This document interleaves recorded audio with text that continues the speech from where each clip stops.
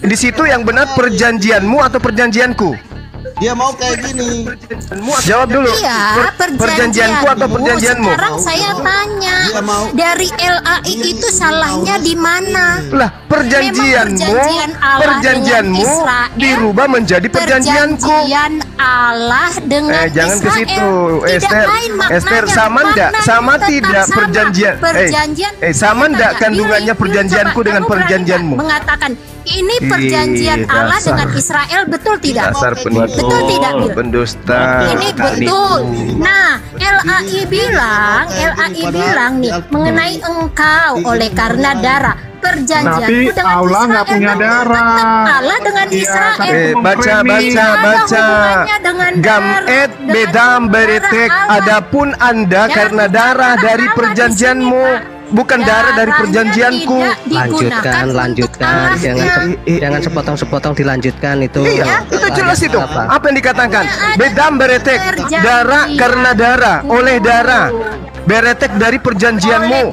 Silati aku akan membebaskan Asiret, tahanan Anda. Kunya untuk siapa? Kunya untuk perjanjian, Pak. Bukan untuk dari darah. apa itu? Dari Mibo, dari Kunya untuk perjanjian, bukan Mibo untuk dari darah. Bapak nggak lihat? dari lubang en mayim, tidak ada tanpa air. Perjanjiannya ditulisnya denganku, bukan dengan darah. Dari Kunya bukan perjanjianmu. dengan darah. Karena darah dari perjanjianmu. Karena darah dari perjanjianmu. Perjanjianku Ini mau dengan sampai kapan? Tadi bilang balik. Kenapa dibilang darah perjanjianmu? Kenapa? Karena itu berhubungan dengan sunat. Ini harusnya kamu. Itu berhubungan dengan sunat. Kamu ganti ini. Masa Tuhan yang disunat? Kamu gak bisa ganti. Perjanjianku Tuhan yang disunat. Ya udah jelas ya. Iya udah jelas. Jelas Udah yang jelas. Mereka kan disunat, Bang Juma. Gimana tidak sih? menyalahkan perjanjiannya itu di dalam darah. Nah, terus kalau dengan Israel kenapa ada kalian? Kalian Israel? Loh, kami Israel secara rohani. Alkitab perjanjian baru dijelaskan. Itu pemahaman Kristen, brother. Berarti kalian lah penyamar domba itu ya. Kalian yang menyamar ya. Tadi udah jawab ya.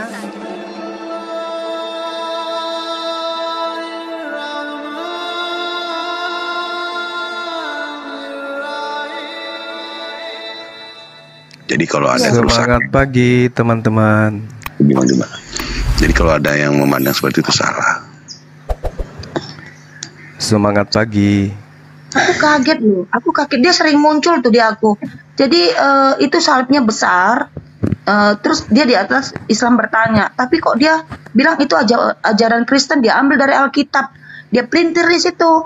Gue kaget. Yang masuk sampai berdebat lah. Secara katanya LGBT itu yang berkati juga pendeta. Gue kaget ih. Oh itu fakta memang kalau itu Mbak. Di mana-mana itu di luar negeri gereja menikahkan sesama jenis. Iya, maksud aku itu dia bilang gini, itu ajaran Kristen, karena ajaran Kristen itu yang ada kasih. Sebentar dulu, Kak Amoy, jangan nyorotos terus Kak Amoy. Kayak dulu faktanya di mana, gereja di mana, sebutkan faktanya. Jadi begini. Mana gerejanya? Bahkan Bible gay juga ada kok. Jadi begini, Bang Juma. Kenapa dinaikkan ini? Turunkan itu berapa dosa kita? Enggak, sebentar. Begini Bang Juma. Berapa dosa sama orang ini? Ngapa kita ini? Memang udah turun aja. Ngapain untuk masuk itu? Enggak usah takut. Santai. Ada memang gereja yang menikahkan sesama jenis, tetapi kan? bukan berarti itu Kristen. Itu benar gitu. Tapi ada dalil pembenarannya ada, Bang. Dengar dulu Bang Juma. Di Bible ada, legalitasnya ada. Dengar dulu Bang Juma, dengar dulu. Itu memang ada, tetapi bukan Kristen ya, bukan pengajaran Kristen ya. Maksud saya di Bible dasarnya ada. Dengar dulu. Di Prancis juga ada masjid LGBT. Wah? Ya ada. Mungkin. Ada dalilnya di Al-Quran? Nggak mungkin. Bukan, saya tidak mengatakan dalil Bang. Dengar dulu. Tapi kalau di Bible ada. Ada di Prancis. Tetapi itu bukan pengajaran yang datang dari kekristenan. Silakan Bang Juma kutip satu ayat. Oke. Yang mengajarkan tentang pernikahan sesama jenis. Silakan. Di dalam 1 Yohanes 2, anak-anakku, hal-hal ini kutuliskan kepadamu supaya kamu jangan berbuat dosa. Namun jika seorang berbuat dosa, kita mempunyai seorang pengantara, yaitu Yesus Kristus, yang mendamaikan dosa kita. Bukan hanya dosa kita, tetapi juga untuk dosa seluruh dunia. Ini. Ya itu benar, firman Tuhan seperti itu benar. Nah itu dia makanya. Jadi orang di gereja menikahkan sesama jenis itu ada dasarnya. Sebentar Bang Juma, sebentar. Jangan kamu mentafsirkan kamu orang Islam, tidak paham itu. Nah, ini maksudnya apa ini dalil ini? Apa maksudnya? Makanya dengar dulu Stormaker lagi ngomong. Iya silakan. Kamu jangan seperti Muhammad. Ya, firman Tuhan kami itu ya dan amin. Maka saya bilang juga, orang pendosa ingin masuk dalam surga, tapi dia tidak tahan dengan dosanya. Tetapi dia harus akui keselamatan hanya dalam Yesus Kristus. Itu yang harus dipahami. Sehingga mereka yang tidak lepas dari dosa itu, iman tanpa perbuatan adalah mati. Ini faktanya. Ini harus dimengerti juga. Jadi kalau dikatakan apakah orang pendeta mengamini pernikahan sesama jenis, tidak akan pernah itu. Kalau nggak percaya, tunjuk satu gereja di HKBP yang ada pendetanya menikahkan sesama jenis, nggak ada. Kalau di Indonesia nggak ada bang, mereka masih malu dengan Muslim yang mayoritas. Tapi di luar, nah itu faktanya, ada orang mengaku kayak Mormon, New Era, Saksi Yehova, itu yang mengatakan di Kristen. Sebentar. Bang Juma jangan bernarasi, jangan memframing bahwa karena malu ya. Kalau itu fakta. Kalau saya Anda saya tendang. Loh, kenapa Nabi emosi? Mengisap lidah. Nabi Musa sendiri mengisap lidah. Itu fakta loh itu. Gak usah malu. Itu fakta. Di room saya ini Anda jangan framing. Itu fakta kok framing pula. Bang Tarsan. Itu di Arab itu ada ini pernikahan LGBT ada di Arab tuh ya. Bang Juma, sebentar. Iya, gimana? Mau. Sebentar. Bang Juma, sorry. Kalau dibilang orang jangan mencuri, tetapi dia melakukan pencuri, apa itu diperbolehkan? Tidak. Disahkan. Di saya ini, kalau ada Muslim, dengar Bang Stormaker. Dengar Amoy. Kalau di room saya ini ada orang yang bernarasi yang seperti itu, mau Kristen, mau Muslim, saya tendang. Jadi ya, Anda yang Muslim di bawah sini, jika Anda mau naik, silakan Anda naik berdiskusi, tapi jangan memframing, ya. Betul. Kita mau berdiskusi sehat. Kenapa turun dia? Turunkan nggak? Dilemparkan? Saya turunkan dia, karena dia si Juma ini, dengar ya saudara-saudara ya, jika Juma ada di bawah ataupun saudara-saudara Muslim ini, dia ini selalu memframing, ya, bernarasi. Itu yang tidak saya suka. Iya, namanya Bani Buta huruf. Ada Muslim yang mau naik, silakan, tapi jangan bernarasi yang aneh-aneh. Saya akan tendang Anda. Kenapa takut sama Juma? Nih sama saya berhadapan Juma itu ketemuan di mana? Kok takut sama manusia? Jadi gini ya teman-teman ya, di Indonesia itu memang agama itu ada dua yang mengarahkan pada Yesus Kristus, yaitu Katolik dan Protestan. Dan tidak satu pun gereja Indonesia itu menghalalkan yang namanya pernikahan sejenis. Karena secara adat istiadat atau kultur budaya itu tidak ada. Apalagi secara agama ya. Tadi Zuma mengatakan di luar katanya. Ya, kalau kamu mau tanya di luar, tanya di luar aja. Karena apa? Saya pun nggak tahu itu gereja apa yang itu mentasbihkan seperti itu, memberkati itu. Setahu saya, yang saya pernah dengar itu kayak Mormon atau gereja-gereja dengan setan. Karena gereja juga ada, gereja setan juga ada. Gereja itu kan berarti, ya bukan berarti hanya kekristenan gelar itu. Karena gereja itu umum. Orang yang sesat pun boleh mengatakan, oh saya bergereja, ada gereja setan. Apa kami harus mengatakan itu bukan tutup gereja, nggak bisa, di luar negeri nggak bisa seperti itu. Tapi yang percaya pada Yesus Kristus, makanya harus digarisbawahi. Gereja yang percaya pada Yesus Kristus ini tidak menganut paham seperti Yesus katakan lagi. Maka saya bilang tadi, semua orang harus mengakui di gereja di Indonesia itu adalah gereja Tritunggal. Artinya, seperti kata Zuma tadi, di Indonesia tidak ada mengakui pernikahan sejenis. Gereja Tritunggal tidak pernah menghalalkan itu, mengatakan seperti itu. Jika ada gereja lain, ya saya nggak tahu apakah gereja itu di luar Tritunggal. Setahu saya seperti itu iman saya. Jadi kalau mungkin gereja, makanya kenapa ada pengajaran tentang Tritunggal. Nah, lihat cek aja, apakah gereja itu gereja Tritunggal yang memberkati tadi. Kalau tidak ya sudah terserah mereka. Iya, pilihan ya Bang. Iya, karena kan orang terus ini Bang Story itu yang di Arab itu boleh itu dinikahkan juga tuh. Di Arab itu ada kok. Agama apa, Bang? Itu. Agama apa, Bang? Islam ada dinikahkan itu. Iya, di berita. Zuma kan tadi pintar. Kembali lagi ke orangnya sih. Zuma tadi bicara. Nggak usah bahas-bahas seperti itu Kak di room ini. Kita fokus aja lah dengan firman Tuhan kita. Ngapain kita bahas-bahas orang? Ya, artinya Zuma juga pintar. Kalau kita bahas-bahas nanti ya.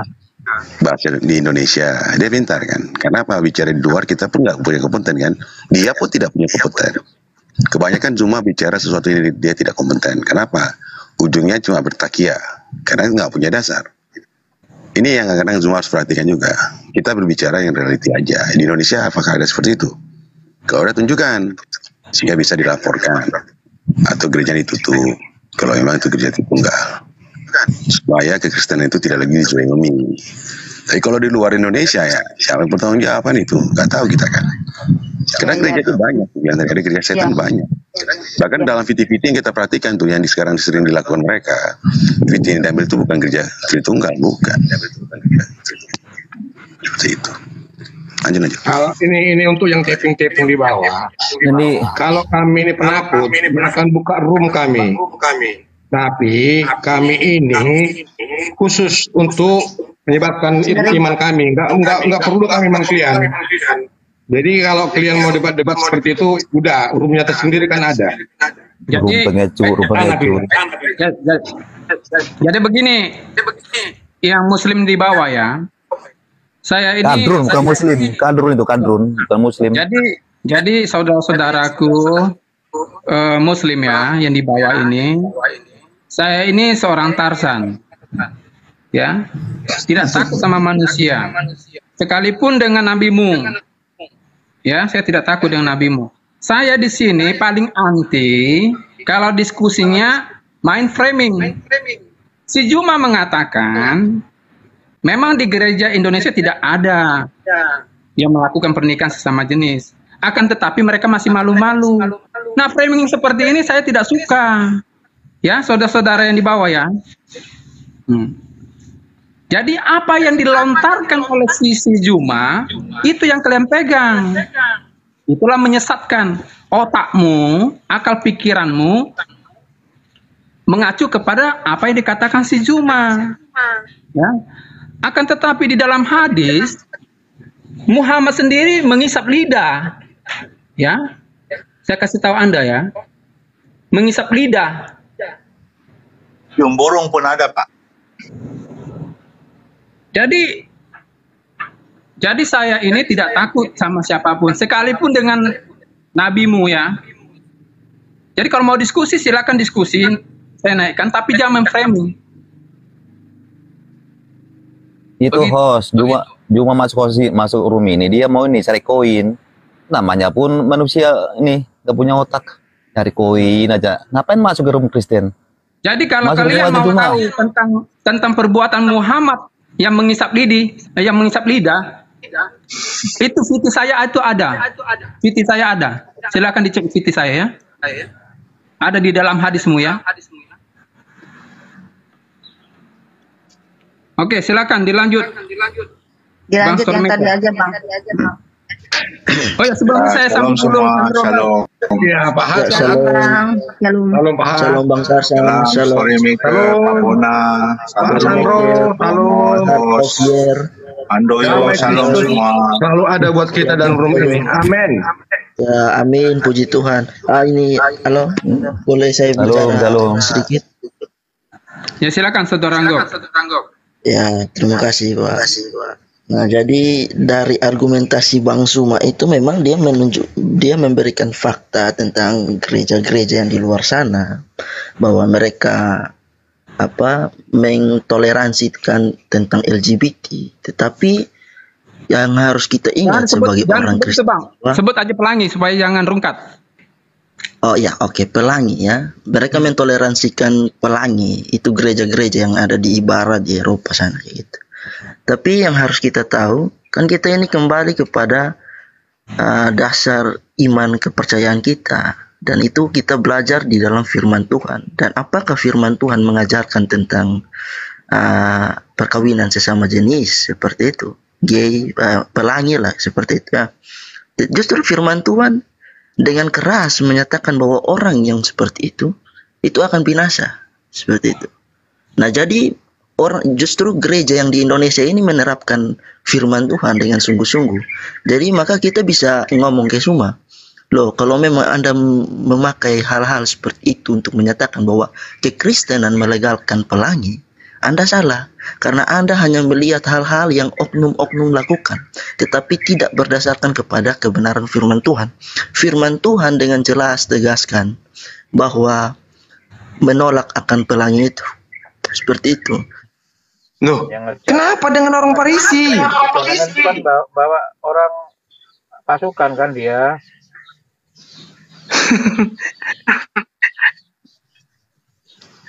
Makanya begitu perjalanannya dia, jadilah dia buta itu, kena sinar itu kan.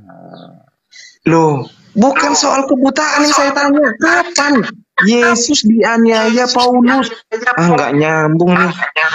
Oh iya, dia tidak secara langsung menganiaya, enggak. Tetapi kan pengikut-pengikutnya yang dianiaya.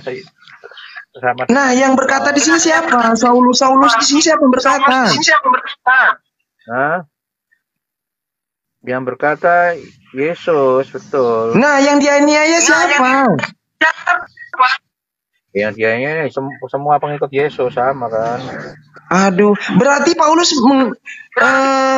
dia apa? Diwahyukan oleh apa? Diwahyukan oleh murid Yesus di sini. Gimana tuh mikirnya? Enggak nyambung Bang JJ nih. Maksudnya enggak diwahyukan tuh gimana? Gimana coba? Ketika melakukan perjalanan mau ke Damsyik, yang berjumpa dengan Paulus ini di sini siapa? Murid atau Yesus? Iya, Paulus langsung apa? Itu menganiaya jemaat, menganiaya. Di sini penganiaya siapa disebutkan? Proses itu terjadi saat sudah terjadi penyaliban. Iya, di sini pertanyaannya, siapa yang berjumpa dengan Paulus, murid atau Yesus? Nggak nyambung nyoten. Loh, kok nggak nyambung gimana? Orang-orang Farisi itu, termasuk di situ Paulus, itulah yang menganiaya jemaat Yesus, termasuk Yesus, kan begitu. Loh, di mana dikatakan di situ ada Yesus? Ya kan yang nyalipin siapa? Coba, yang nyalipin siapa? Loh, orang Roma. Loh, atas siapa? Yang nyuruh siapa? Yang nyuruh orang Roma itu siapa? Loh, aduh, kacau nih. Di mana di situ ada katakan Paulus? Kacau. Makanya baca dulu Alkitabnya. Oke, sebutkan di mana datanya Paulus ikut dalam proses penyaliban. Di mana? Ya nggak tertulis, tapi kan dia termasuk orang-orang itu. Begitu loh. Udah diterangin dari tadi. Wah, gimana? Ini ada Varion. Gitu. Nanti kalau saya tanya kamu nggak bisa jawab tadi ya. Aduh. Kalau jawab diterima, bro.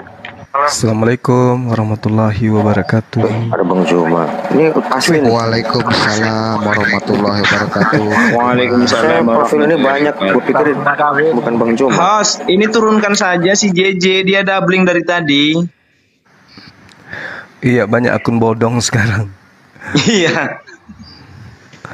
Akun bodong beredar di mana-mana. Padot doubling suaranya. Bang JJ. Ya, salam kenal ya, host dan teman-teman. Bang JJ yang doubling ya, host. Salam kenal juga Bang. Iya, saya Iwan dari Lampung Bang. Salam kenal ya Bang Juma. Siap. Sehat selalu Bang Juma. Semangat selalu Bang Juma. Amin. Iwan selalu nonton Bang Juma terus nih. Iwan selalu di depan Bang Juma. Siap. Host. Terima kasih Bang Iwan. Host. Ya. Halo host. Turunkan aja si JJ, nanti Ya. naikkan lagi, dia doubling dari tadi. Enggak, Pak. Ini loh, Pak Dor yang doubling. Pak JJ kan di mute. Tadi waktu Pak Dor bicara itu suaranya doubling. Oh iya, sekarang saya nggak doubling nih, saya nggak doubling. Iya dari Bang JJ itu. Iya dari Bang JJ dari tadi. Oh Bang JJ ya? Iya dari Bang JJ dari tadi dia.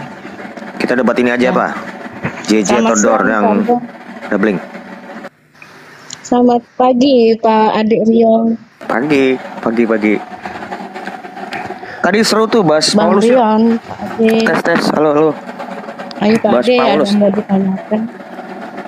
Ya, sejak Enggak, kapan kita Paulus diskusi dia aja. jadi Rasul Pak Adik?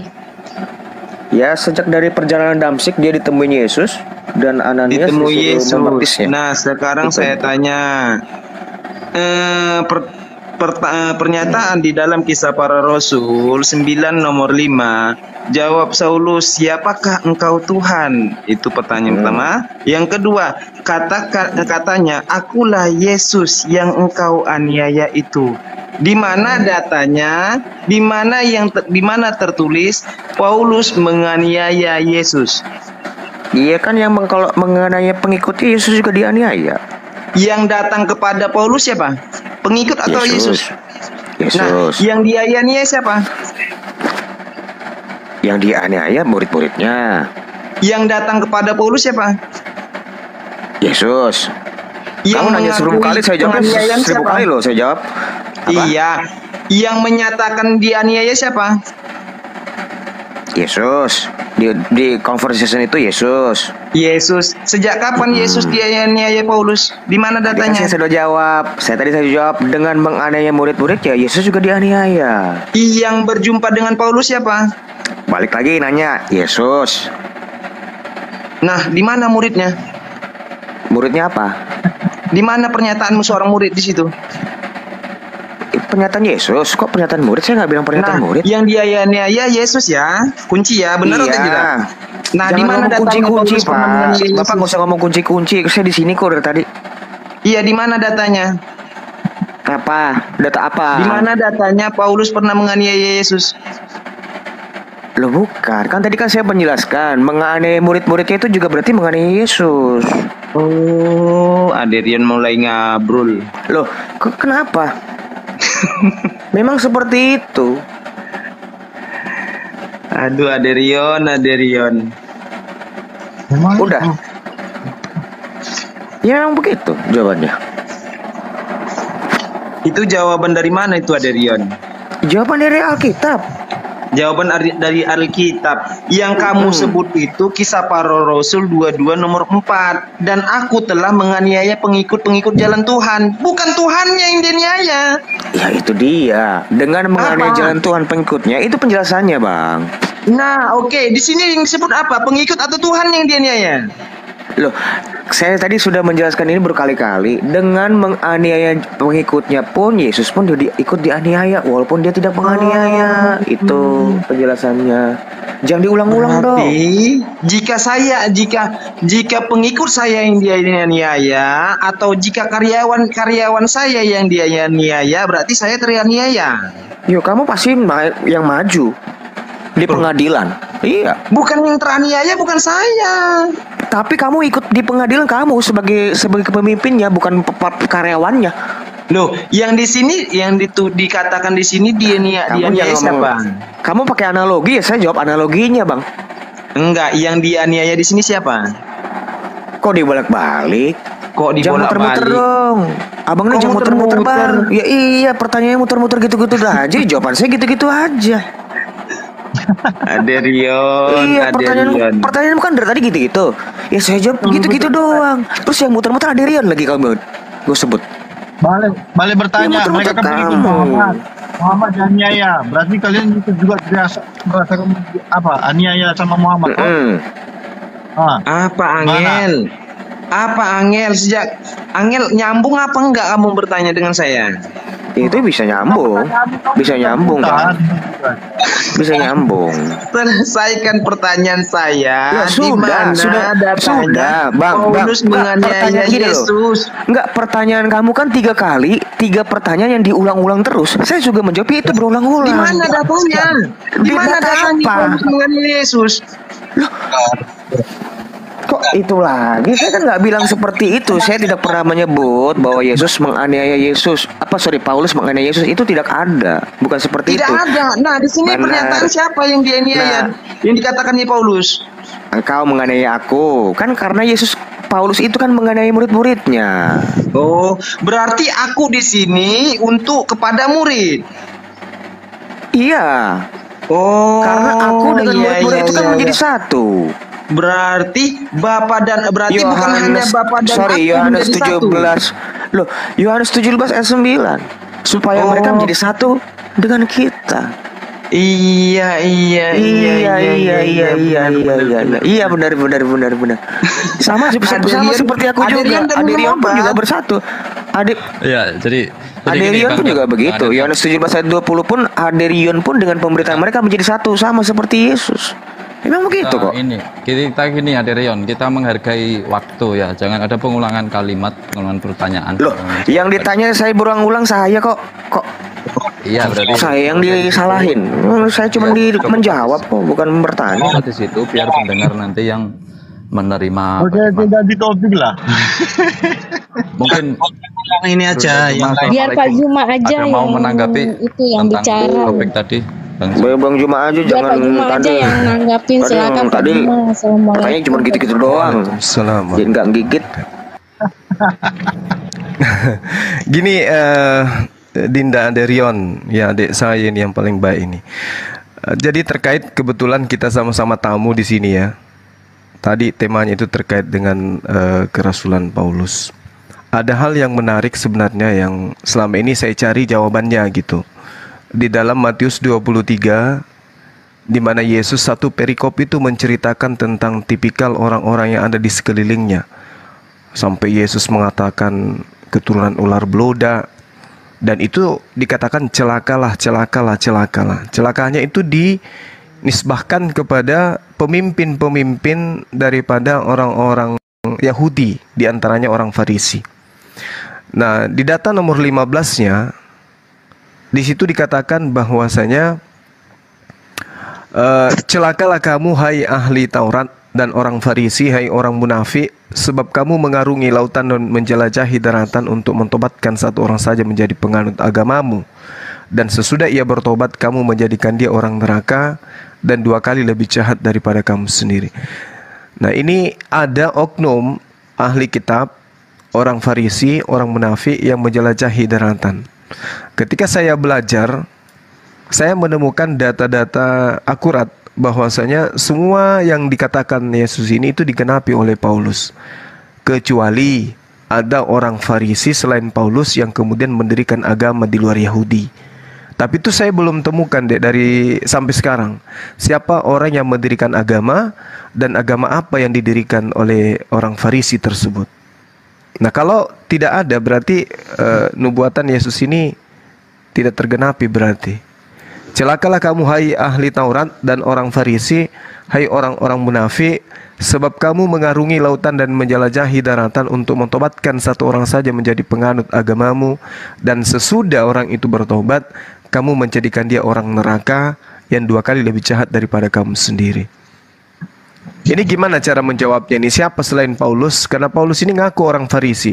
Di dalam Filipi 3 dan juga di dalam Kisah Para Rasul 23, Paulus itu dengan akurat mengakui dirinya sebagai orang Farisi. Dan kita lihat sepak terjangnya dia nyeberangi lautan, menjelajahi daratan. Kemudian pengikutnya pertama kali disebut Kristen itu di Antioquia. Berarti ketika di dalam Kisah Para Rasul 24 nomor 5 dia dikatakan tokoh dari sekte Nasrani, artinya tergenapi. Untuk sementara beliau adalah kandidat tunggal yang dikatakan Yesus dalam Matius 23 ini. Silakan. Ya, ini jelas bukan nubuat. Dari mana kita tahu ini bukan nubuat? Karena dia sebutnya celakalah kamu. Jadi kenapa? sebab kamu mengauri lautan dan menjelajah daratan. Artinya sudah celaka nggak? Ya sudah celaka. Kalau nubuat itu kan sifatnya kan future. Memang ini ditujukan kepada, kita lihat di ayat 2-nya, ahli-ahli Taurat dan orang-orang Farisi telah menduduki kursi Musa.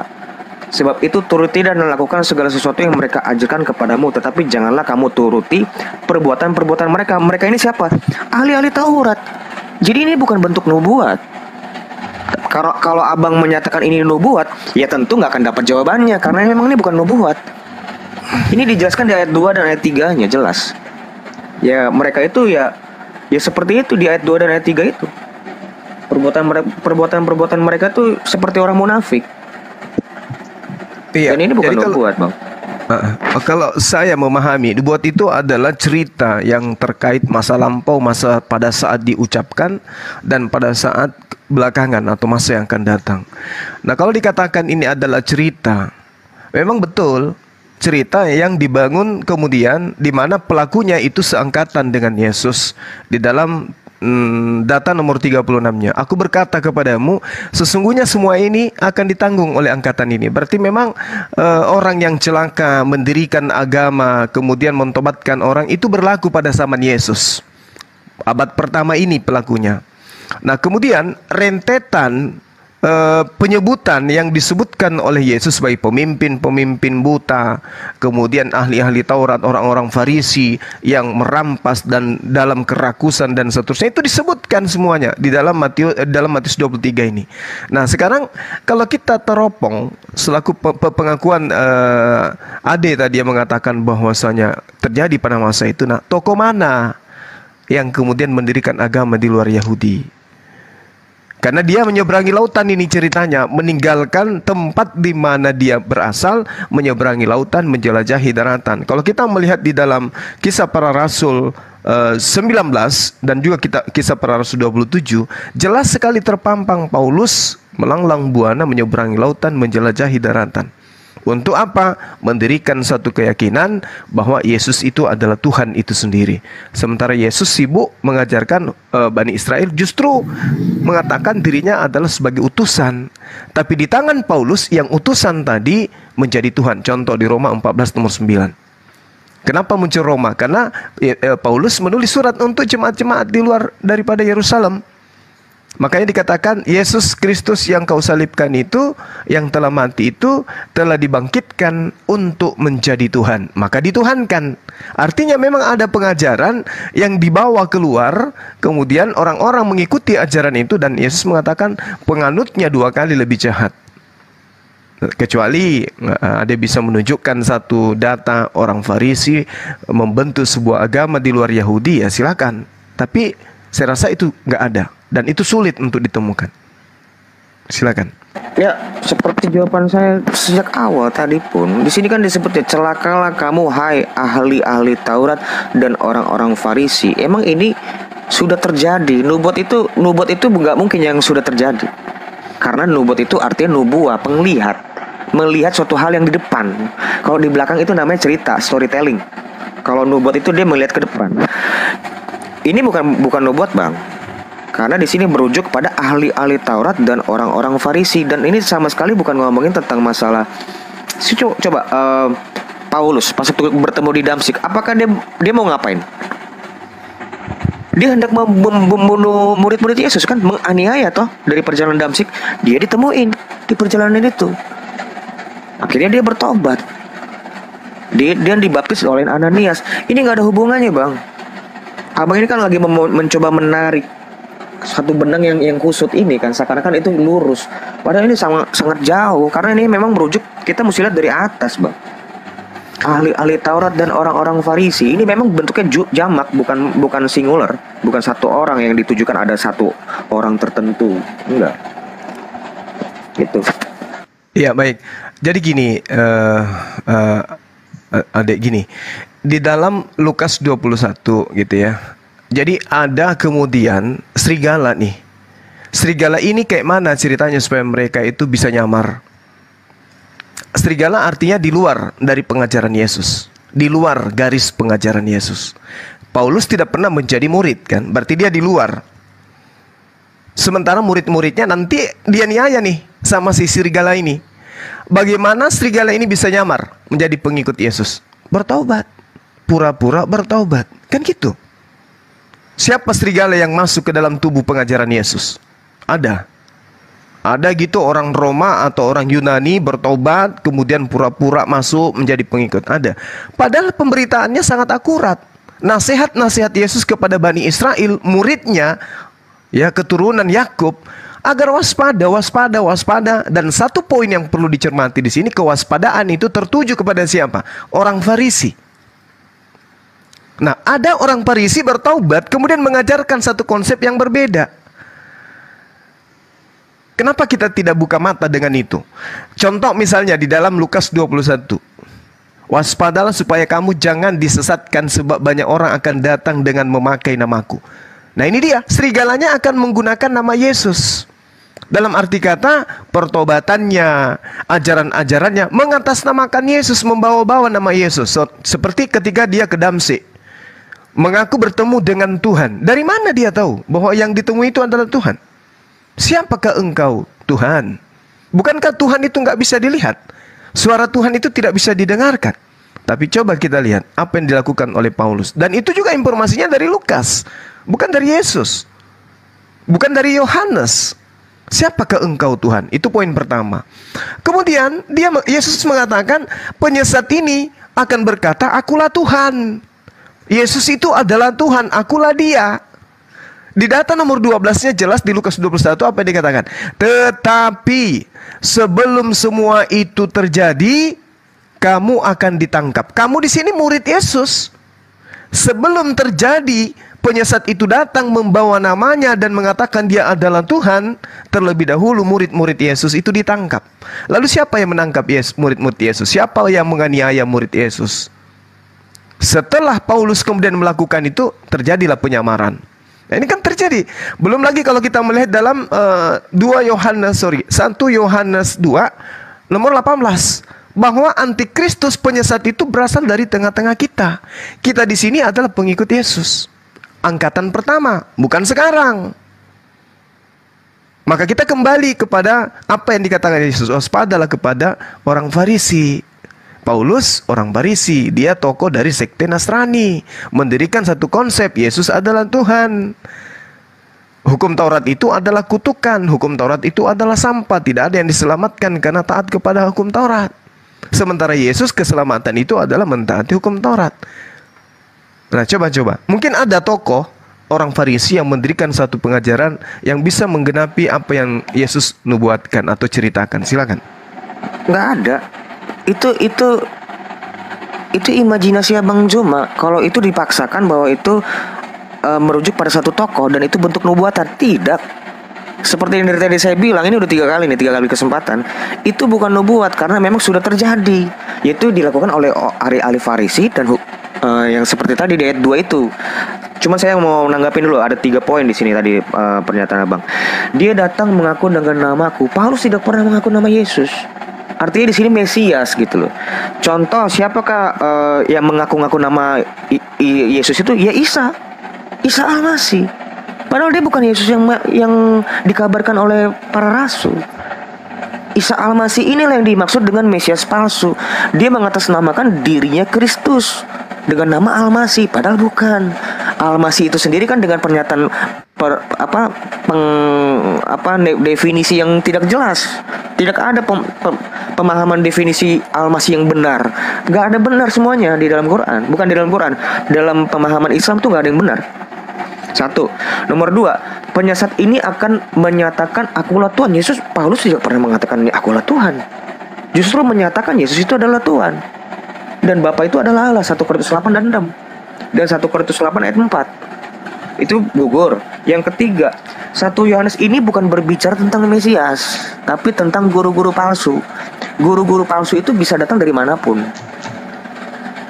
Guru-guru palsu itu bisa datang dari manapun. Kalau abang ini kan ngomong tadi gini, ini Mesias. Kalau Mesias itu harus, ini kebalik. Kalau Mesias ini abang bilang seakan-akan mempersyaratkan itu harus dari kalangan kami, dari kekristenan kan, menurut 1 Yohanes ini. Saya bilang 1 Yohanes itu merujuk pada guru-guru palsu.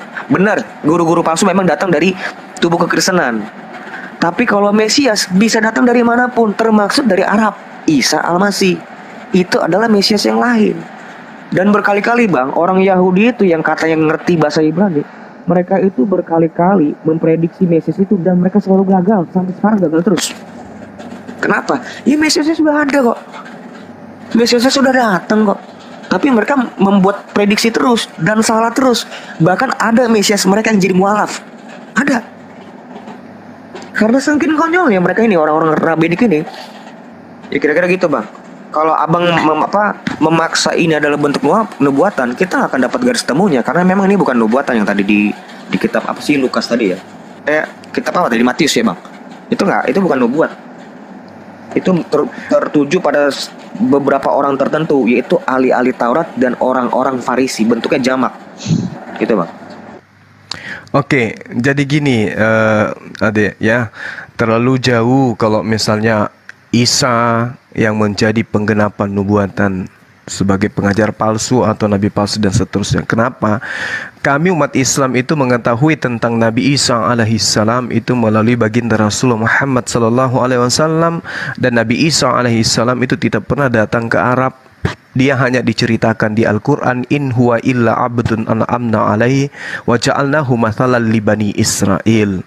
Dan Isa tidak lain hanyalah seorang hamba yang diberi nikmat kenabian kepadanya, dan kami jadikan dia sebagai contoh pelajaran bagi bani Israel. Jadi dia nggak ke Arab, dia di Bani Israel. Nah, yang dikatakan oleh Yesus ini adalah penyesat yang muncul dari tengah-tengah Bani Israel itu sendiri. Lalu ada orang Farisi yang keluar mengajarkan tentang konsep agama, ajaran, di mana orang non-Yahudi menjadi pengikutnya. Nah, kalau berbicara mengenai Mesias, justru kalau kita lihat di dalam 1 Korintus 11 nomor 1, Paulus di situ mengaku Mesias. Paulus mengaku Kristus, sebab aku juga Kristus. Itu kalau kita lihat dari original teksnya, itu sangat jauh beda dengan terjemahannya. Karena di dalam original teksnya, Paulus ini mengaku sebagai Kristus. Dia mengaku Kristus dalam arti kata dia pun mengaku Mesias. Makanya pengajarannya itu yang menjadi tolak ukur kekristenan hari ini. Dia katakan begini, ginomai memites katos kago Kristus, teladani aku sebagaimana aku juga adalah Kristus. Itu terjemahan sesuai dengan original teks. Tapi kalau kita lihat dari terjemahan Indonesia, Lai, itu berubah frontal. Nah, kemudian Bang, 1 Korintus 11 nomor 1. Ya, sambil ya. Nah, oke. Kemudian kalau kita melihat dari Matius 23 tadi, kan sudah jelas tuh, celakalah kamu hai ahli-ahli Taurat. Ahli Taurat ini kan Paulus. Di dalam Filipi 3 nomor 6 nomor 7, Kisah Para Rasul 23 nomor 6, Filipi 3 nomor 5. Celakalah engkau wahai orang Farisi. Nah, Paulus mengaku, akulah orang Farisi. Orang munafik. Kenapa saya katakan beliau orang munafik? Karena dalam orang Yahudi dia ngaku Yahudi, Yunani dia ngaku Yunani, kepada orang Romawi dia ngaku Romawi. Itu munafik. Terus dia katakan celakalah orang yang menyunatkan dirinya. Yesus Kristus tidak akan berguna baginya. Tapi faktanya kalau orang itu bersunat, tapi faktanya dia menyunat Timotius. Nah, kemudian dikatakan sebab kamu mengarungi lautan. Pekerjaan Paulus ketika kita lihat dalam Kisah Rasul 27, satu perikop itu kerjanya dari pelabuhan ke pelabuhan. Dia berlayar kemana-mana, sampai ke Kiliki dia itu. Mengajarkan apa? Mengajarkan tentang ketuhanan manusia bernama Yesus. Menyeberangi lautan, menjelahi daratan. Kita lihat dalam Kisah Para Rasul 19, satu perikop bagaimana dia dari daratan ke daratan, kemudian mengajarkan tentang menuhankan manusia bernama Yesus. Lalu dia mentobatkan orang. Damaris dia yang mentobatkan. Begitu juga Dionysius, dia juga yang mentobatkan. Kita bisa lihat dalam Kisah Para Rasul 17. Artinya apa yang kita cari sebenarnya sudah ada di depan mata. Cuman karena adik saya ini beriman kepada Paulus dan menganggap itu adalah rasul, maka semua yang terjadi terhadap apa yang diterangkan Yesus yang ada pada Paulus itu ditolak. Tapi kalau diminta, kalau bukan Paulus lalu siapa? Apa nama agamanya? Nggak bisa juga ditunjukkan. Nggak bisa juga ditunjukkan. Makanya dikatakan pengikutnya 2 kali lebih jahat. Karena pengikutnya ini akan membela mati-matian orang ini.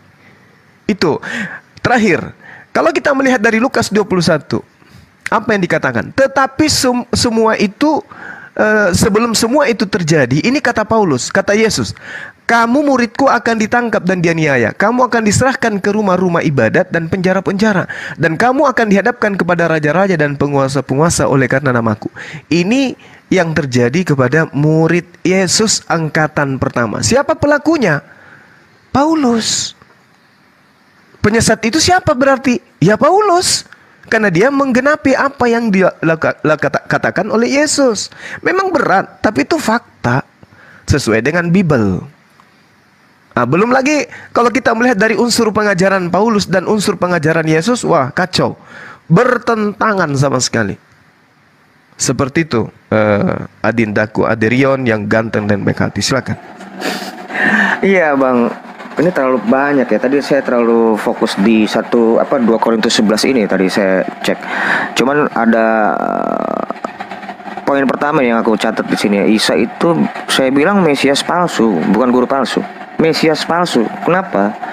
Karena memang ini menurut iman kami.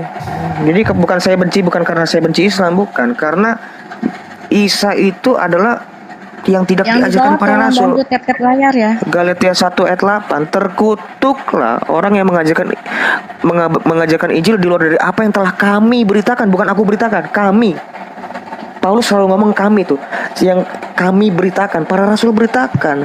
Memang kalau Isa itu kan tidak disalib, tapi tidak ada satupun para rasul mengatakan kalau Yesus itu tidak disalib, apalagi diserupakan. Nah inilah kami sebut, inilah Mesias palsu. Inilah yang dimaksud Yesus. Dia akan membawa namaku dengan namaku. Iya benar, betul tuh. Isa Al-Masih kan artinya apa? Yesus Kristus. Tapi dia bukan dia. Itu bukan yang diajarkan para rasul, tapi diajarkan oleh baginda Muhammad. Seperti abang bilang tadi. Itu poin nomor pertama. Poin nomor 2 yang langsung aja ke kritik teks ini ya, 2 Korintus 11 ayat 1. Aku cek di sini memang dia bukan 1 Korintus. 1 Korintus. Sorry, maaf. 1 Korintus 11 ayat 1 kan yang mimita itu toh, imitator kan. Jadilah pengikut Kristus sama seperti aku. Dia nggak menyebut dirinya Kristus. Kago di situ kan artinya apa? Coba kago di situ, Bang. Saya juga merujuk kepada dirinya. Aku ini juga Kristus. Bukan aku juga Kristus. Kalau misalnya aku juga Kristus berarti kita Kristus dong. Kan dia jadilah pengikut Kristus sama juga seperti aku. Masa sama juga seperti aku Kristus? Coba masuk ke original teksnya coba. Iya. Ini saya lagi baca kok original teksnya. Mana di situ? Kago Kristo kan? Tidak ada di situ pengikut. Bukan. Tidak ada juga kata kago ini loh bang. Kago itu saya juga. Kago. Iya, aku juga. Aku juga apa? Dia kan enggak mendefinitifkan dia itu Kristus, tapi sama juga seperti aku. Kago Kristus kan? Iya. Kan saya juga Kristus. Saya juga pengikut Kristus kan. Ada kata pengikut di situ, adekku. Imitators ini loh bang, makanya melihatnya itu secara komprehensif. Gak ada kata pengikut. Bang, bener dengar dulu bang. Bahasa Yunani itu berbeda dengan bahasa Indonesia. Kalau dia disebut di atasnya ini kan ada kalimat sebelumnya toh. Di dalam satu ayat itu ada 2 kalimat yang dihubungkan. Kalimat pertama, jadilah pengikut Kristus sama juga seperti aku pengikut Kristus. Bukan berarti dia itu Kristus. Kalau dia itu Kristus, apa arti makna kata I also ini, kago ini? Jadi gini. Ini kita lihat langsung ke original teksnya. Di situ tidak ada kata apados. Apados itu pengikut. Nggak ada. Bukan. Memang dari kata mimitai. Mimitai itu kan teladan. Ini bang, nggak kata kago ini yang abang bermasalah. Itu aku juga. Iya, aku ada juga Kristus. Also ini seperti apa? Jadi iya aku juga. Aku juga itu also. Sama. Iya ini merujuk kepada si mimitai ini bang. Iya. Dia minta diteladani sebagaimana aku juga Kristus kan gitu. Sama juga. Jadilah teladanku sebagaimana aku juga Kristus. Oke. Itu pemahaman kita yang berbeda di situ. Enggak bang, bukan bang. Kalau kita menggunakan bahasa Indonesia, logika bahasa Indonesia pun nggak dapet. Jadilah pengikut Kristus sama seperti aku adalah Kristus. Loh, berarti letak kejugaannya di mana? Katosnya itu sebagaimana. Sebagaimana aku saya juga Kristus. Nah itu dia, Bu. Kalau misalnya sebagaimana juga, apakah pengikut ini disebut Kristus? Jadilah teladanku sebagaimana saya juga Kristus. Bukan. Jadilah pengikut Kristus. Gak ada situ deh. Imitator. Gak ada di situ. Iya. Kan di situ ya udah kita tinggalkan itu, bukan enggak itu perlu itu. Biar sekarang abang bilang Yesus, karena nggak pernah ada sejarah Paulus itu Mesias. Kalau ada itu dia ngaku pasti tercatat di sejarah. Oh nggak mungkin. Sejarah yang mana? Sejarah mana? Sejarah manapun. Orang Yahudi itu Mesias mereka pun tercatat walaupun mereka hancur mati kutu. Mesias mereka tercatat di sejarah. Paulus itu nggak pernah mengaku Mesias kecuali abang yang mengklaim. Bahkan dia pernah mengaku bapak loh di dalam Yesus Kristus. Akulah yang menjadi bapakmu di dalam Yesus Kristus. Benar, Romo saya juga bapak saya. Nah itu dia pater. Permasalahannya kemudian dia bukan bapak di surga. Iblislah yang menjadi bapakmu. Tapi faktanya pengajaran Paulus yang menjadi sudut yang dijadikan sebagai konsentrasi kekristenan, sehingga pola yang ada di dalam imannya, ketuhanannya, agamanya, kitabnya itu semua tertuju kepada Paulus kan. Landasan iman kami Gini. Landasan iman kami bukan tertuju pada ajaran Paulus. Landasan iman kami itu adalah yang sosok Kristus ini. Dan seluruh kitab itu kami imani. Bahkan kitab Yudas yang bukan Iskariot ya. Yudas yang bukan Iskariot. Itu pun juga kami baca itu, Bang. Bukan cuma Paulus. Oke. Mari saya sedikit jabarkan baru ditanggapi deh. Jadi kita lihat bagaimana Paulus itu mendudukkan dirinya sebagai sumber hukum. Itu dulu. Jadi dia mengaku Bapa karena dia sebagai sumber hukum. Yang tadinya hukum Bapa, hukum Tuhan itu dihapuskan dengan Yesus menjadi tameng. Efesus 2 nomor 15. Dengan matinya Yesus, dia telah membatalkan hukum Taurat beserta segala perintah yang ada di dalamnya. Itu selesai di situ ya. Lalu kemudian kita lihat dalam Matius 5:17. Itu sangat bertentangan dengan konsep pengajaran Paulus. Di mana Matius 15:17 Yesus di situ mengaku sebagai penggenap, artinya pelengkap, penyempurna daripada hukum Tuhan yang datang kepada Bani Israel. Paulus malah menghapus Roma 3:28-29. Itu satu. Kedua, Yesus ini adalah orang yang takluk di bawah hukum Taurat. Dia menjalani hukum Taurat di dalam Matius 5:19-20. Sedangkan Paulus sebagai sumber pengajaran Kristen membebaskan orang Kristen dari hukum Taurat itu. Roma 7 nomor 6. Lalu kemudian ketetapan-ketetapan Tuhan, syariat-syariat Tuhan, hukum-hukumnya itu diterapkan oleh Yesus berdasarkan Matius 5 nomor 21. Tapi Paulus kemudian meniadakan, bahkan menganggap itu sampah. Dia anggap itu adalah sengat maut. Roma 8 nomor 1. Lalu kemudian di dalam Matius 19:16 data nomor 16-17, nanti tolong diralat kalau salah. Atau Markus 12:29, Yohanes 17 nomor 3, Yesus di situ mendudukkan dirinya sebagai hamba. Dia adalah pentuhan. Dia adalah penghamba kepada Tuhan. Sedangkan Paulus justru mengajarkan menyembah Yesus. 2 Korintus 1 nomor 3, Roma 8:39. Nah, lalu kemudian yang terakhir, Yesus ini selama 3 tahun mengajar. Isi kandungan pengajarannya, dirinya adalah rasul. Yesus ini rasul. Yesus rasul, dia utusan. Tetapi kemudian dia yang rasul ini menjadi Tuhan seketika di tangan Paulus.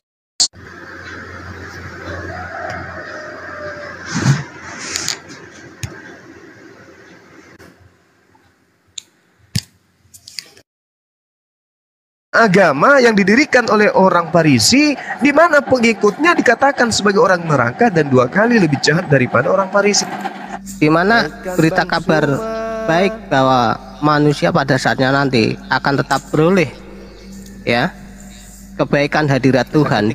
Manusia memiliki hubungan yang baik kembali dengan Tuhan melalui sosok benih wanita. Tuhan punya benih ya, dalam kitab Kejadian 3 ya, 15 ya kalau nggak salah itu ya. Di situ dikatakan bahwa ada permusuhan karena oknumnya ini bukan hanya antara Allah dengan manusia, tapi ada pihak ketiganya. Iblis itu. Dan iblis sekarang ini menjadi penguasa dunia. Penguasa dalam artian yang relatif. Makanya yang bisa menghancurkan itu siapa? Yaitu Mesias itu. Benih dari wanita. Nah, Yesus inilah benih dari wanita. Wanita ini berbicara tentang manusia. Karena Adam adalah manusia, ya. Ada manusia yang ilahi, Yesus adalah manusia yang ilahi juga. Pengertian kata akulah dia merujuk pada penantian sosok Mesias yang akan membawa manusia memiliki hubungan kembali dengan Tuhan. Sorry, saya kalau ini saya bantah ya.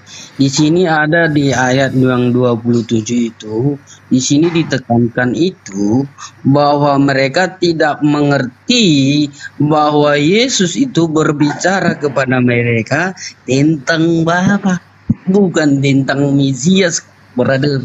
Coba dibaca dulu. Di ini kan Yohanes 8 ini yang kita diskusikan ini. Mereka tidak mengerti bahwa ia berbicara kepada mereka tentang Bapa, bukan tentang Mesias. Betul. Jadi kalau kita mau pahami, orang Yahudi memang tidak mau menyekutukan dengan Allah. Bukan Mesias di sini. Iya bro, betul. Karena apa yang dilakukan oleh Yesus itu ya, ketika dia membuat satu mujizat-mujizat itu seakan-akan dalam pandangan orang Yahudi itu menyamai Allah, sehingga orang Yahudi tidak setuju. Ini pembicara yang mendengar pada waktu itu mengklaim bahwa mereka tidak tahu dan tidak mengerti bahwa ia berbicara kepada mereka tentang Bapa, bukan tentang Mesias. Maka kata Yesus, apabila kamu telah meninggikan anak manusia, barulah kamu tahu bahwa akulah dia, dan bahwa aku tidak berbuat apa-apa dari diriku sendiri, tetapi aku berbicara tentang hal-hal sebagaimana diajarkan Bapa kepadaku.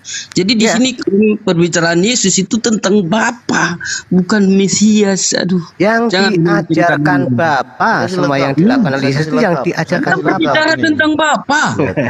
Iya. Saya kasih lengkap ya. Pak Murhati, yang tenang, Pak Murhati. Gini ya, saya kasih Anda mau mulai menyelewengkan ke Mesias. Mana ada di sini berbicara Mesias? Mana kata Mesias di sini? Tunjukkan. Gini Bang Murhati, semua kan memiliki pemikiran masing-masing. Biarkanlah asumsi berada kamu pelihara, asumsi. Harus ada data. Kamu turunin dulu tarikanmu. Kamu pakai data, berpikir encer. Jangan asumsi kamu. Enggak. Ntar dulu Bang Murhati, sabar. Turunin dulu. Ini ada datanya. Ini ada datanya di sini. Begini, jadi sudah bacalah dulu biar kami. Ini sudah membedakan ya. Begini, saya kasih ayatnya. Yesaya pasal 52 ayat 7 ya. Dibaca. Kan pindah dulu Pak Jonto, jangan pindah dulu, tetap di yang ayat yang kamu bawa tadi. Baca secara lengkap coba. Saya kasih clearkan ya. Nah di sini Pak Murhati baca ada dulu yang Bapak bawa ayatnya. Tuh, baca dulu ayat yang Bapak bawa supaya kita sama-sama clear semuanya. Iya, saya 52. Ayat yang Bapak akulah dianya itu baca secara lengkap. Jangan pindah dulu, nanti akan pindah ke ayat yang lain lagi. Ini nggak selesai lagi. Waalaikumsalam. Iya Tuhan. Kita nyimak dulu. Siap Bang. Ya, siap Bang. Jangan. Baca cerita. Kalau saya yang memahami dari apa yang dinarasikan di dalam Alkitab itu tentang siapakah dia, ketika Yesus itu berbicara dengan orang Yahudi, orang Israel, yang pasti dia berbicara tentang Mesias itu Bapak. Kalau Bapak ya Yesus sudah mati dari awalnya, karena barang siapa yang menyekutukan Tuhan langsung mati. Mereka tidak mengerti bahwa ia berbicara kepada mereka tentang Bapak, bukan tentang Mesias. Kau pakai seperti yang bro baca seperti yang bro baca tadi itu ya, Yesus melakukan segala sesuatu yang diajarkan oleh sang Bapa. Bapak beda nggak dengan kalimat Mesias? Bapak beda nggak dengan pengertian kata Mesias? Sangat bukan beda. Dengan kalimat Mesias itu Bapak BA, Mesias MESI AS, Mesias. Nah, kan beda kalimatnya di sini. Pak Murhati. Nah, di sini kan kita konteksnya bahwa Bapa itu bukanlah Yesus atau Yesus bukanlah Bapa, ya kan? Dalam segi dari kacamata ketenggelan Allah, ya kan? Ini kacamata kita, bukan kacamata Anda. Bentar Pak, jangan biasakan dengan orang berbicara dulu baru direspon. Nah, mari kita melihat pada ayat setelahnya. Pada ayat 26 dikatakan di sana, banyak yang harus kau katakan dan kau hakimi tentang kamu. Akan tetapi Dia yang mengutus aku adalah benar. Nah, narasi tadi yang disampaikan oleh seterusnya dan potong-potong. Ya, saya baca sampai habis ya. Iya Pak, baca adalah, aja. Ya, adalah benar dan apa yang ku dengar daripadanya itu yang ku katakan kepada dunia, ya kan? Jadi apa yang Tuhan Yesus dengar dari Bapa itu yang dikatakannya. Mereka tidak mengerti apa yang dikatakan apa yang dikatakannya dia tujuh apa yang dikatakannya. Mereka tidak mengerti bahwa ia berbicara kepada mereka tentang Bapa. Nah, kalau Bapa berhenti sampai ini, bentar dulu Pak. Bapak harus melihat pada konteks ayat sebelumnya, ya kan? Apa konteksnya? Mana? Tunjukkan.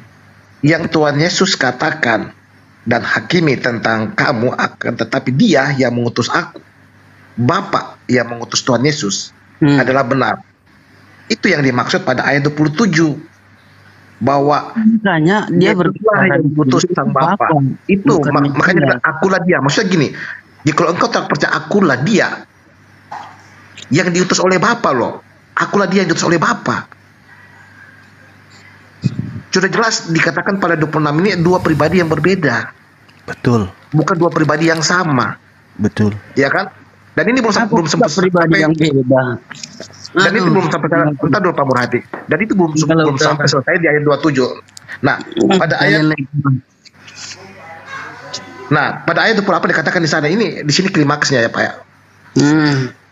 Maka kata Yesus, apabila kamu telah meninggikan anak manusia, barulah kamu tahu bahwa akulah Dia dan bahwa aku tidak berbuat apa-apa dari diriku sendiri, tetapi aku berbicara tentang hal-hal sebagaimana diajarkan Bapa kepadaku. Kira-kira pada ayat 28 ini Bapak memahami tidak maksud Tuhan Yesus? Udah gini aja, daripada sama-sama bingung, kasih Bang Juma ngomong dulu, mana tahu lebih bisa mencairkan ini. Julius, kamu tenang aja di situ. Enggak pada tempatnya, Bro. Kalau mau masih ngomong ya kita adu argumen saja, adu agama itu aja. Julius, kamu aja dulu sekali-sekali. Siapa di Juma tentang Kristen? Kalau kalian mau diskusi sama Juma, boleh. Jadi saya undur diri dulu Julius ya. Saja Julius. Ya, Julius ya. sendiri. Boleh. Ya, teman-teman. Saya turun ya. Akulah dia manusia, bukan Tuhan. Saya turun ya, Akulah dia manusia, di mana ada dia mengatakan akulah dia manusia? Mesias itu manusia, Bang. Iya betul, Mesias itu manusia. Mesias itu adalah suatu julukan atau gelar. Gitu? Enggak, Mesias itu adalah manusia yang tidak boleh diganggu oleh manusia. Bentar, Bro, Mesias itu apa? Tuhan. Mesias itu orang yang diurapi, manusia orang yang diurapi, betul. Bukan Tuhan yang diurapin, oke? Pengertian kata Tuhan yang Bro maksud itu Tuhan yang seperti apa? Menggunakan pencipta langit dan bumi, Theos. Itu. Yes. Bukan Kurios. Kata Tuhan. Yang pengertian Tuhan di Indonesia itu Bang Juma itu menggunakan apa dasarnya? Kalau di Indonesia kita KBBI. Etimologi. KBBI Tuhan dan ini sudah Tuhan beda, itu beda. Sudah beda. Jadi maksud KBBI, Anda kami menggunakan dari etimologi, Bro. Oke, jadi menurut Anda akulah dia Mesias ini maksudnya Mesias ini apa? Mesias adalah sarana yang digunakan oleh yang ilahi sang Bapa untuk keselamatan bagi manusia. Iya, menggunakan apa yang digunakan oleh Tuhan yang ilahi ini? Manusia atau bukan? Sarana keselamatan tubuh yang memberikan darah kurbannya bagi manusia. Oh, itu lari ke pagan itu kalau darah manusia lari itu ke pagan memang itulah kekristenan, Bro. Kami tidak berubahnya. Nggak ada Tuhan mengajarkan mempersembahkan darah manusia. Kalau memang nggak ada di dalam pengertian kamu, ya itu makanya aku bilang pagan. Itu makanya aku bilang pagan. Pagannya di mana? Saya izin turun dulu. Karena Tuhan itu tidak pernah minta darah manusia. Teman-teman, sebagai penebus itu tidak meminta. Dulu ya, Dia sendiri yang memprakarsainya, Bro. Saya tidak bertanggung Dia jawab. atau iblis? Dia atau Mohon iblis maaf. gimana maksudnya? Bang Texas. Yang memprakarsai Gimana? penyaliban Yesus itu Tuhan atau iblis? Kalau dalam pengertian kekristenan, Enggak usah lari ke Tuhan situ, itulah enggak usah. sendiri Enggak yang usah ke situ. memprakarsainya. Yang Karena merasuki dalam Yudas pengertian- siapa? Kenapa? Yang merasuki Yudas siapa? Tuhan atau iblis? Itu adalah sifat iblis. Iblis atau sifat iblis? Sifat iblis. Sifat Oh, Bang Juma, sifat. Oh, sifat. Jadi bukan iblis. Sifat iblis, apakah iblis menurut kamu? Ya, iblis atau sifat iblis yang merasuki Sifat Yudas iblis. iblis atau sifat iblis? Sifat iblis. Oh, sifat iblis, bukan iblis. Sifat. Oh, sifat. Oke. Nah, sekarang saya tanya, yang merasuki Yudas itu sifat iblis atau sifat Tuhan? Sifat iblis. Yang Yudas itu. Ah, sifat iblis. Terus kenapa Anda mengatakan bahwa penyaliban itu adalah karya Tuhan? Karena memang Tuhan sendiri yang menghendaki seperti itu terjadi. Di mana dalilnya Tuhan menghendaki penebusan dosa dengan darah manusia? Coba kalau kita mengacu pada pernyataan Yesus sendiri, aku datang untuk memberikan korban persembahanku bagi manusia. Karena anak manusia harus datang kepada manusia dan harus dianiaya. Coba Anda lihat di Matius 8:4. Apa yang Yesus ajarkan untuk dipersembahkan sebagai penebusan Apakah dosa? di Alkitab hanya satu ayat saja lalu bisa kita artikan seperti itu? Enggak bisa, harus merujuk. Makanya kamu harus juga merujuk kepada memahaminya. perintah Yesusnya, jangan kepada yang Perintah lain. Yesus tidak hanya di itu saja, bro. Cuma kan hadis itu banyak itu kalimat-kalimatnya, nggak mungkin satu ayat. Enggak. Kita berbicara skala Yesus dulu, jangan kemana-mana. Iya, skala Yesus itu satu. Yesus memerintahkan mempersembahkan kurban yang diajarkan oleh Nabi Musa, kan gitu. Bang Suma mau menyangkal ayat ini. Coba Bang Suma cari penembus yang lain yang sama dengan Yesus Kristus. Enggak mungkin gini, maksud salah. Bisakah penyalipan itu terjadi tanpa Bisa campur tangan iblis? Atau ganti aja ini orang gini. satu ini yang kalian salibkan. Begini, saudara, saya ingin mengajarkan kepada kita semua. Tidak Ya. usah mengajarkan. Islam itu tidak perlu mengajarkan. Kalian tuh perlu bertanya, bukan mengajarkan. Oke. Sekedar bertanya, kalau dikasih Baik. jawaban jangan ngeyel gitu aja. Artinya kita mau dibodoh-bodohi gitu. Ya mau dibodoh-bodoh mau enggak, kalian memang sudah bodoh dari awalnya kan. Kalian yang umi kan. Kalau kamu tidak percaya kepada gitu ya. apa yang Iya, kalian memang orang umi kok. Ya kamu ganti aja Oke. kebetulan ada orang Yahudi satu di bawah kanan bawah ini. Saya boleh bertanya kan? Saya boleh bertanya kan? Saya boleh bertanya kan? Kan Bang Zuma ini Oke.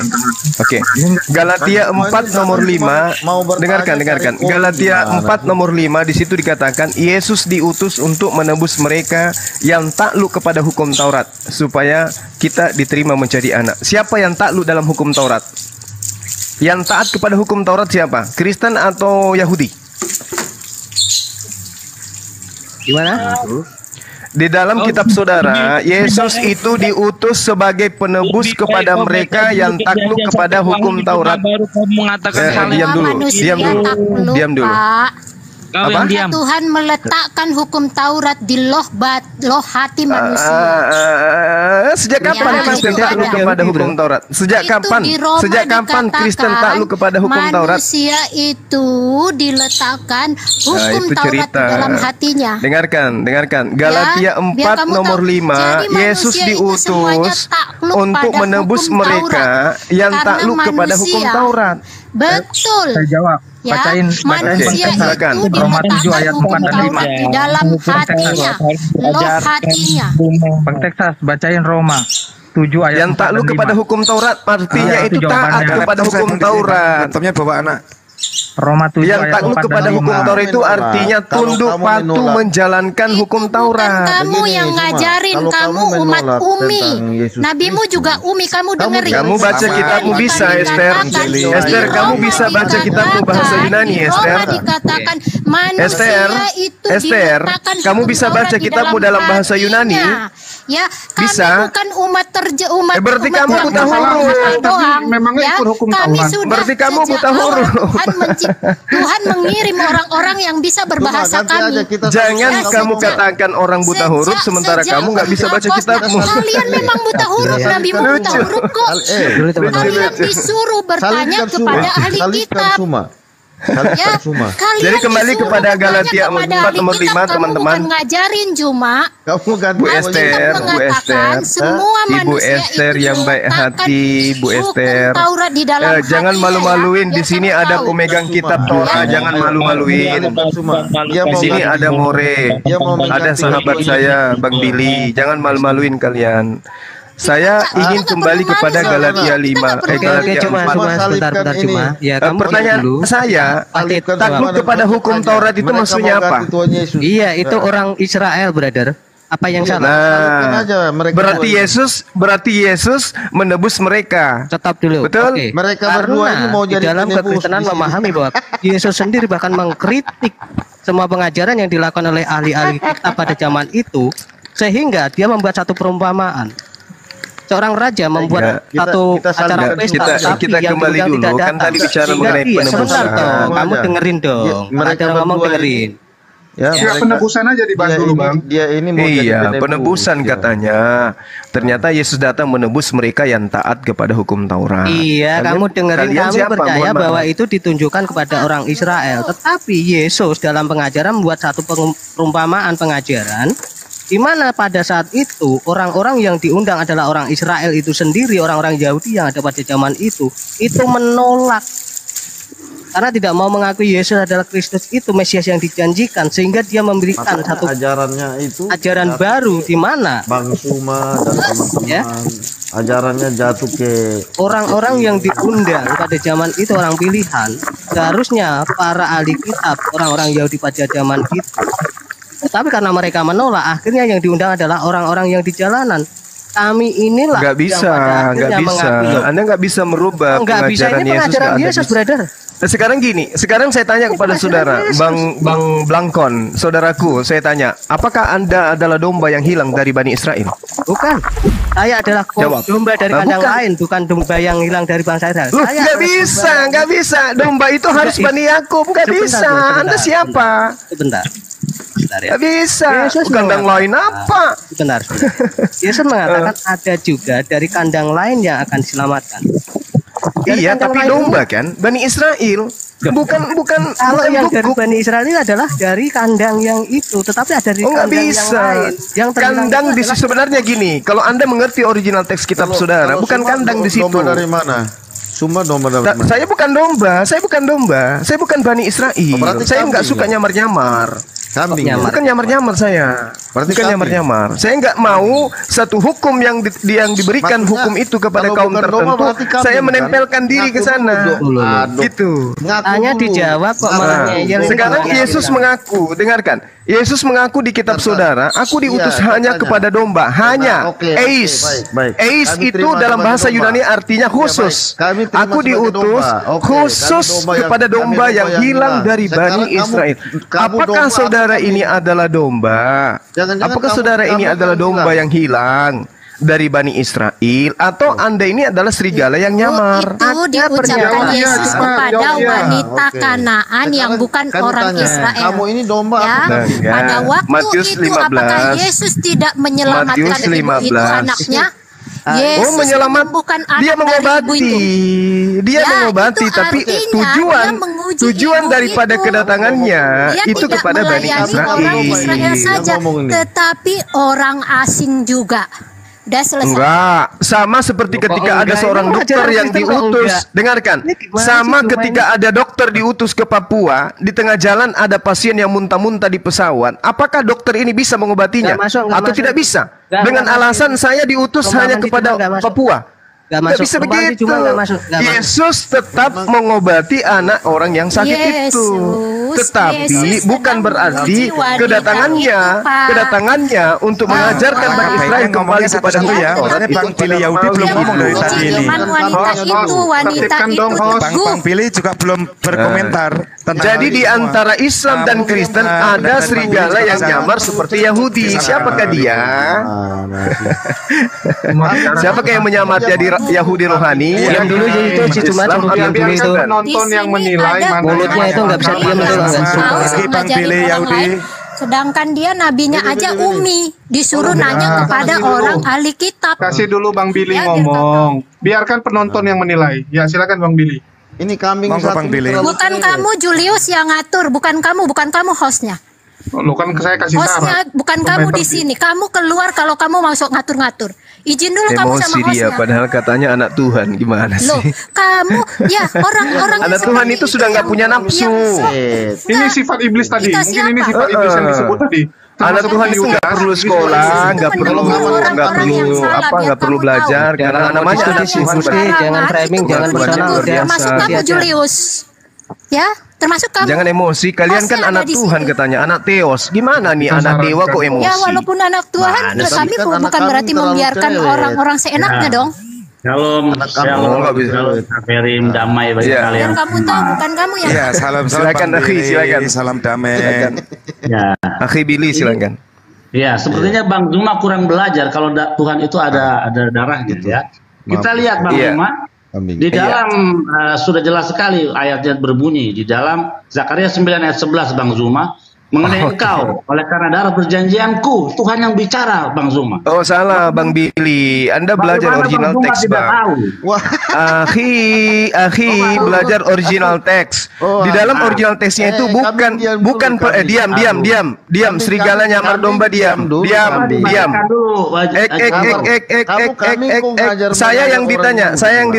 Saya yang ditanya. Di dalam original teks. Dengarkan. Saya dengan Bang Billy nih, sama-sama penyembah satu Tuhan nih, monotheism. Dengarkan. Di dalam terjemahan yang dibuat oleh Lai itu, Akhi, itu keliru besar dan menyesatkan. Bukan perjanjianku di situ, tetapi perjanjianmu. Coba Akhi Billy tunjukkan original teksnya. Lapis dia. Coba saya ambil kitab tanahnya. Karena di sini Bang Zuma sudah jelas. Oke, silakan.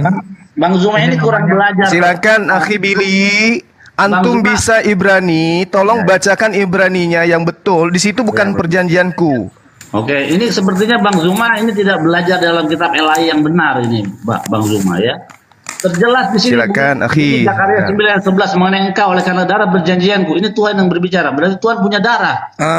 Bang Zuma kena peringatan report. Saya turunkan dulu. Oh, kena ya. Oke. Iya, kena itu. Jadi di dalam Zakaria 9 ayat 11 itu sudah jelas.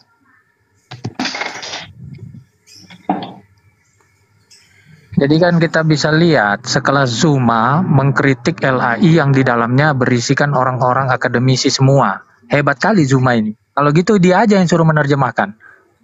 Tapi LAI memang sering dikritik sama para pendeta juga Bang, sering disalahkan itu. Ya nggak apa-apa. Memang harus ada kritik juga supaya pendewasaan juga, karena bahasa juga terus berubah ya. Kenapa turun ini Ustadz Zuma? Ada peringatan report Bang. Naik lagi aja bisa kok. Zakaria. Assalamualaikum. Assalamualaikum. Bang Billy. Selamat pagi. Billy tolong jelaskan kenapa Tuhan bilang itu darahku. Oke, makanya tadi saya lagi nanya. Teman-teman di bawah tolong dengar ya, perhatikan. Oke. Kita tadi Bang Zuma suruh cek teks aslinya, kita lihat dulu. Zakaria 9 ayat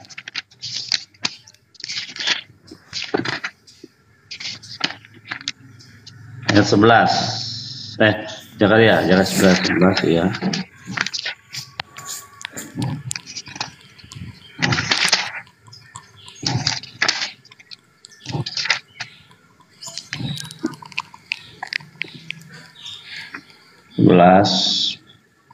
Mengenai engkau oleh karena darah perjanjianku. Ini mengenai Israel, mengenai Israel engkau oleh karena darah perjanjianku, darah perjanjian Tuhan dengan Israel, aku akan melepaskan orang-orang tahananmu.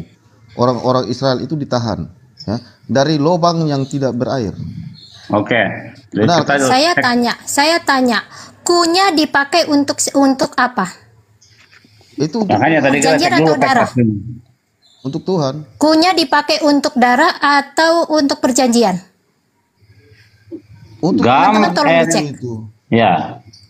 Gam et badam beritet shelachti asirik Mikor en maimbo, artinya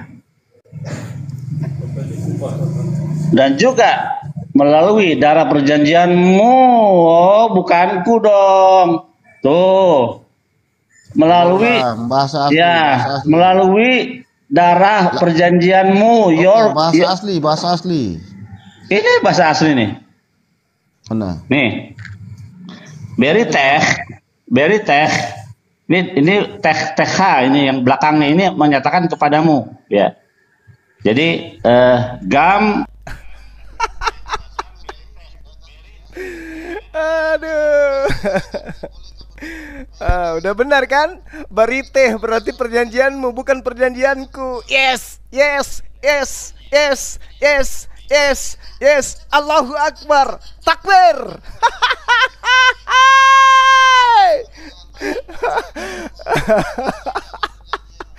Masih mau kau datang besok? Mereka nggak mau menaikkan aku lagi, sahabat-sahabat.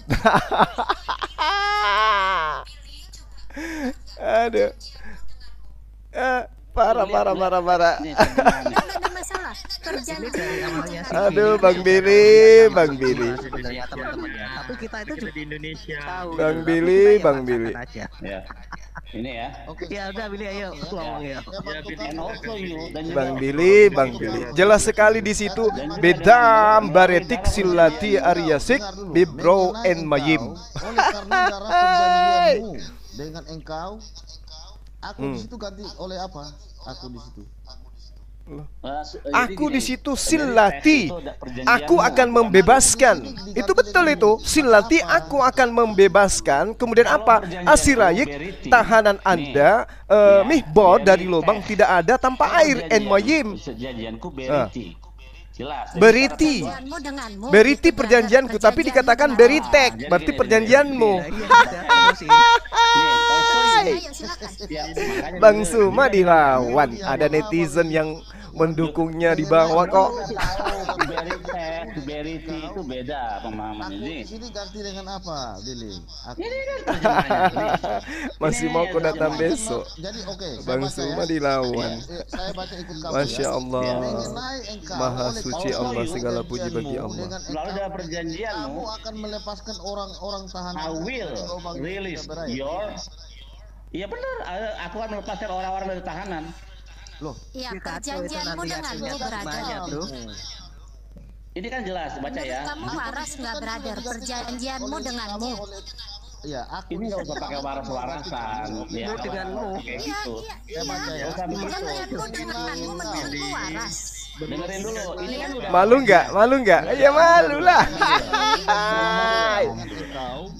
Ya, perjanjianmu dengan engkau, kamu akan melepaskan orang-orang tahanan dengan engkau lubang yang tidak berair, begitu. Udah? Ngomong dulu yang banyak, 5-5-nya ngomong, semuanya ngomong, ayo. Bahasa Indonesia ini langsung aja jawab perjanjian. Iya, bagaimana mau jawab, kalian rocos terus kayak mercon. Aku malu. Aku nggak mau dinaikkan. Udah. Malu kan?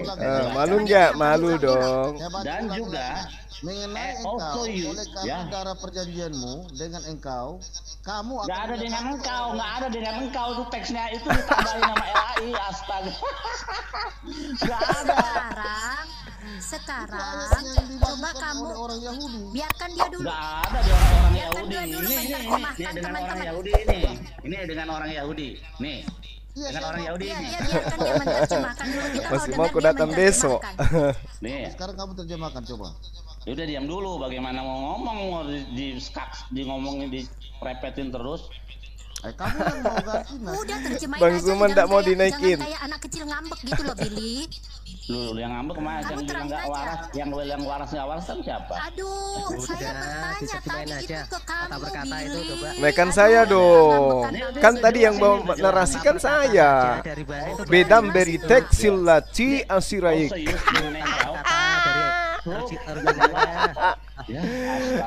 Aduh, parah. Takbir teman-teman, takbir. Allahu Akbar. Udah terangin aja. Parah. Terjemahin kata per kata yuk, silakan. Udah. Oke, kita terjemahin. Gam adapun Anda engkau kamu bedam karena darah beritek dari perjanjianmu. Gam badam ya. Badam, aku Gam cari ini ya. badam. Badam ya. Aku cari. Ya, badam itu artinya badam artinya darah. Ya, darah terus. Jawabkannya pilih bertanggung jawab. Siapa?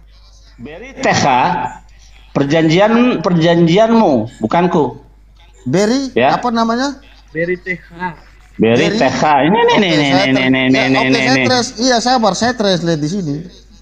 Aku membuktikan kamu ini. Beritek. Ayo Billy. Sudah ya. Jawabkan omonganmu Billy. Dan juga melalui dalam perjanjianmu, aku akan Jangan kata per kata Billy, kata per kata dulu. Aduh, capek banget. Also juga dengan engkau, ya, dengan kalian. Gam ini kalian ya. Gam ini kalian. Ya. Badam beritek. Oleh karena dalam perjanjianmu, kalian darah perjanjianmu. Ya. Selakti. Aku akan membebaskan. Selakti kesirik. Coba diketik bu. Cari dulu perkataannya. Ya udah diterjemahin aja. Kata berkata dari teks originalnya itu kok malah tanya. Kata per kata coba Billy yang baik, tolong terjemahin kata per kata, nanti kami catat. Dalam bahasa Inggris. Ya. Oke, Billy. Dalam bahasa Inggris, your blood of the covenant. Begitu ya, kan? Betul. Your blood, betul sekali. Oke, sekarang saya di mana ditulis di situ? Coba kasih tunjuk bahasa Inggrisnya. Aku mau lihat. Nih. Mana? Nih. Sabar dulu. Jangan goyang. Nih. Lihat. Itu dia blood. Itu kan your blood. Badam. Bukan your blood. Itu dia blood. Iya, itu. Itu dia blood. Di sini your blood. Your blood yang beda. Ini badam. Your blood badam. Sudah beda di situ. Coba. Enggak beda. Di sini your blood of the covenant. Di situ beda. Beda blood di situ. Badam itu dan itu darah. Loh. Beritek perjanjianmu. Coba dikasih turun kayak Inggrisnya. Aduh, ini Billy ini koplo. Beda. Jadi also you talk the blood, bukan your blood, bukan book di situ the blood yang sesuai dengan kamu punya. Tetapi di sini dalam Indonesia dalam pengertiannya your blood of the covenant beda. Your-nya untuk apa Billy? Your-nya untuk apa Billy? Yang kamu maksud your blood of the covenant. Oke, enggak, ini udah jelas kok. Tidak ada perjanjianmu. Beda. Perjanjianmu enggak ada. Your-nya untuk apa? Perjanjianmu. Perjanjian Tuhan dengan Israel, ya. Ini perjanjian dengan Israel. Itu kamu sudah ngarang itu, otak kamu itu sudah parah itu. Kok parah? Virus Yahudi masuk di dalam. Jadi kamu sudah mencari di kamus tadi darah perjanjianmu loh. Teks originalnya jangan baca. Your blood of the covenant. Ini kan your blood of the covenant. Di situ beda artinya dengan blood of your covenant. Berbeda. Enggak, ini udah jelas berbedanya gimana? Ini adalah jelas perjanjianmu, bukanku. Di situ itu tertulis di situ darah perjanjianku. Kalau darah perjanjianmu harus ditulis your blood of the covenant. Itu beda pemahamannya. Lah, damnya nggak usah dipakai. Tadi bilang janji dengan orang Israel, janji Tuhan kepada orang Israel, lupa Billy? nggak kemana-mana, fokus di sini, fokus di sini ya. Billy jangan menghindar dong, Billy. Kamu yang muter-muter padahal kita kamu jelas lain. Of your covenant, not my covenant. Di situ kamu tidak bisa berubahnya karena di situ tidak bisa pengertiannya seperti itu. Melalui darah perjanjianmu, bukan the blood of the blood ya, the blood of your covenant. Di sini harusnya your blood of the covenant. Nih lihat. Janjinya ke siapa? Oleh karena darah perjanjianku tetot. Betul, Billy. Janjinya ke siapa, Billy? Ke orang Israel toh? Ya jelas. Ya, betul. Ya. Di situ LAI tahu janji Allah kepada orang Israel. LAI tahu kalau ditulis sesuai, nanti bahaya yang baca. Diam. Itu janji Allah. Janji Allah kepada orang Israel. Betul sekali. Ini udah dikasih tahu kan, Billy? Karena darah perjanjian dengan engkaunya siapa, Billy? Kasih tunjuk Ibraninya, Israel. Betul. Ibraninya mana Ibraninya? Betul. Ibraninya mana? Nggak salah. LAI nggak salah. Kalau dalam perjanjianku berarti Tuhan punya darah. Perjanjianku dengan engkaunya ini orang Israel. Mana Ibraninya? Lu bilang Allah itu roh. Sejak kapan roh punya mana Ibraninya? Masih nggak konsisten nih. Ibraninya mana Ibraninya? Bukan roh. Siapa bilang Allah roh? Ya, kasih Ibraninya.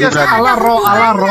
Ada hubungannya, Julius. Kamu mengartikan di situ ndak ada gunanya, nggak ada itu sambungannya, Julius. Mana Ibraninya? Gua cuman pembantu. Gimana More Billy? Mana lawan saya More Billy? Ternyata benar. Ternyata bukan darah perjanjianku. Darah perjanjianmu, tapi darah perjanjian Allah dengan engkau. Nggak ada. Perjanjianku, bukan perjanjianmu. Perjanjianmu, bukan perjanjianku. Perjanjian Allah dengan orang Israel, betul nggak, Billy? Dengan engkaunya nggak ada. Kamu mau menghindar, Billy? Kalau itu perjanjian Allah dengan Israel, Billy. Mana dengan engkau nggak ada? Iya, itu perjanjian dengan Allah dengan orang Israel, betul, Billy? Iya, tapi bukan darah Allah, tapi darahmu. Tidak ada dikatakan itu darah Allah, yang ada itu perjanjian. Iya, perjanjian Israel. Bukan darah Allah. Revisi lagi. Itu untuk perjanjian, revisi. untuk darah. Revisi lagi. Kalian kemampuan bahasanya lemah sih. Makanya jangan ikut yang buta huruf. Lah, yang buta huruf itu perjanjianmu ditulis perjanjianku. Udah ada nggak masalah daripada menipu. Gini, kok nggak masalah? Lebih bagus memang Billy coba Billy, emang itu perjanjian Allah dengan Israel bukan? Billy, iya, tapi perjanjianmu daripada menipu. Itu dia, Billy. Makanya di sini tulisnya perjanjianku besar dengan engkaunya orang Israel. Itu Berites. Contoh itu Berites. Berites itu kurang, bukan beriti. Kurang itu. Salah itu Hebrunya salah. Hebrunya salah. Salah. Nih, Hebrunya gini yang benar. Nih. Bersiaplah akan kepenuhan. Nih yang benar ini nih. Nih Hebrunya ini. Nih. Itu Bro Junto itu langsung aja itu dikasih dikasih suara besar itu. Nih. Salah. Kamu harus ada syafid ininya. Nih. Salah gimana? Beritik. Goyang dia goyang. Beritik. Sabar. Dia maunya kayak gini. Dia maunya kayak gini. Ya. Salah itu. Hebrunya salah. Kebalik. Beritik. Jelas itu. Kamu Yahudi dari mana?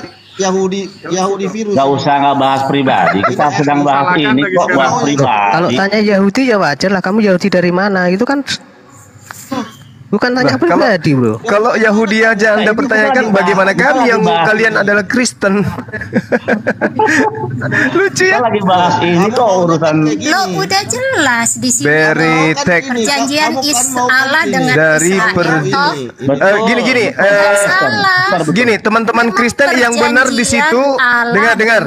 Esther, kau diam dulu, dari tadi kau nyerocos. Tak ada ilmu. Di situ yang benar perjanjianmu atau perjanjianku? Dia mau kayak gini.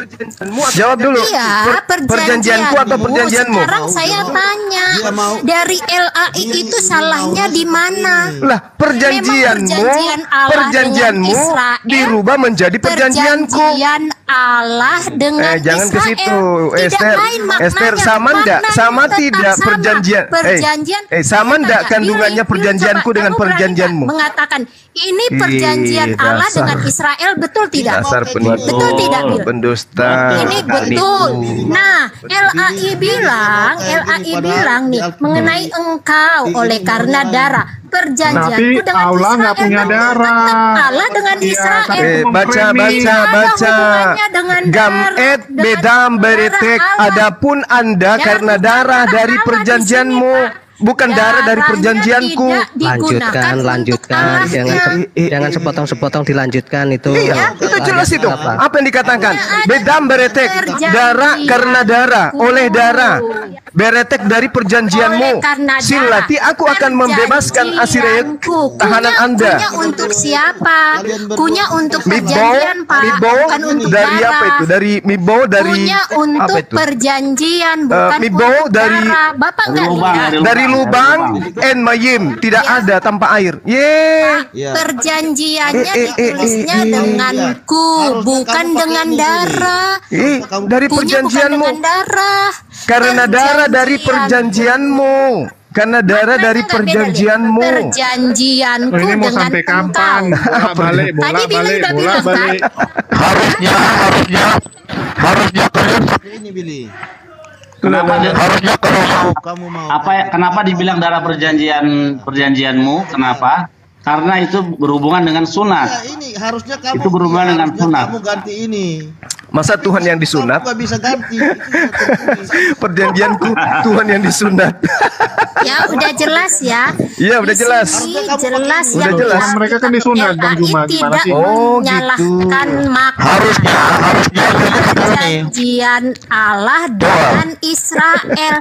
Perjanjiannya itu di dalam darah. Nah, terus kalau dengan Israel kenapa ada kalian? Kalian Israel? Loh, kami Israel secara rohani. Alkitab perjanjian baru dijelaskan. Itu pemahaman Kristen, brother. Bukan Yahudi. Berarti kalianlah penyamar domba itu ya. Kalian yang menyamar ya. Tadi udah Terjawab ya. Kristen harusnya kita sekalian. Willy, kandang yang harusnya kitabmu itu tertulis begini, Willy. Kasihan kali. Hebrunya salah itu. Hebrunya salah. Kamu tidak mau begini. Maksud dan tujuan kamu kan ini. Salah, itu Hebrunya salah. Saling orang. Maksud kan kamu ini. Maksud kamu ini. Kenapa ngotot sekali dengan darah? Suruh mau gini kan? Udah tertulis di situ. Lagi. Bariti tidak dikatakan teman-teman bariti. begitu ngotot? Ini kan kemauan kau. Ingin Tuhannya itu punya darah. Harusnya begini. Tuhan tidak punya darah. Begini, Willy, di kitab kamu. Tuhan tidak punya darah. Tertulis baritek, bukan bariti. Kalau bariti perjanjianku, baritek perjanjianmu. Ini tidak menjelaskan. Aduh, Tuhan inilah kalau punya buta huruf, darah. Esther, inilah kalau buta huruf, Esther. Nggak bisa baca kitab. Harusnya tertulis ini. Perjanjiannya pun bukan sama kalian kok. Kenapa repot sih? Yang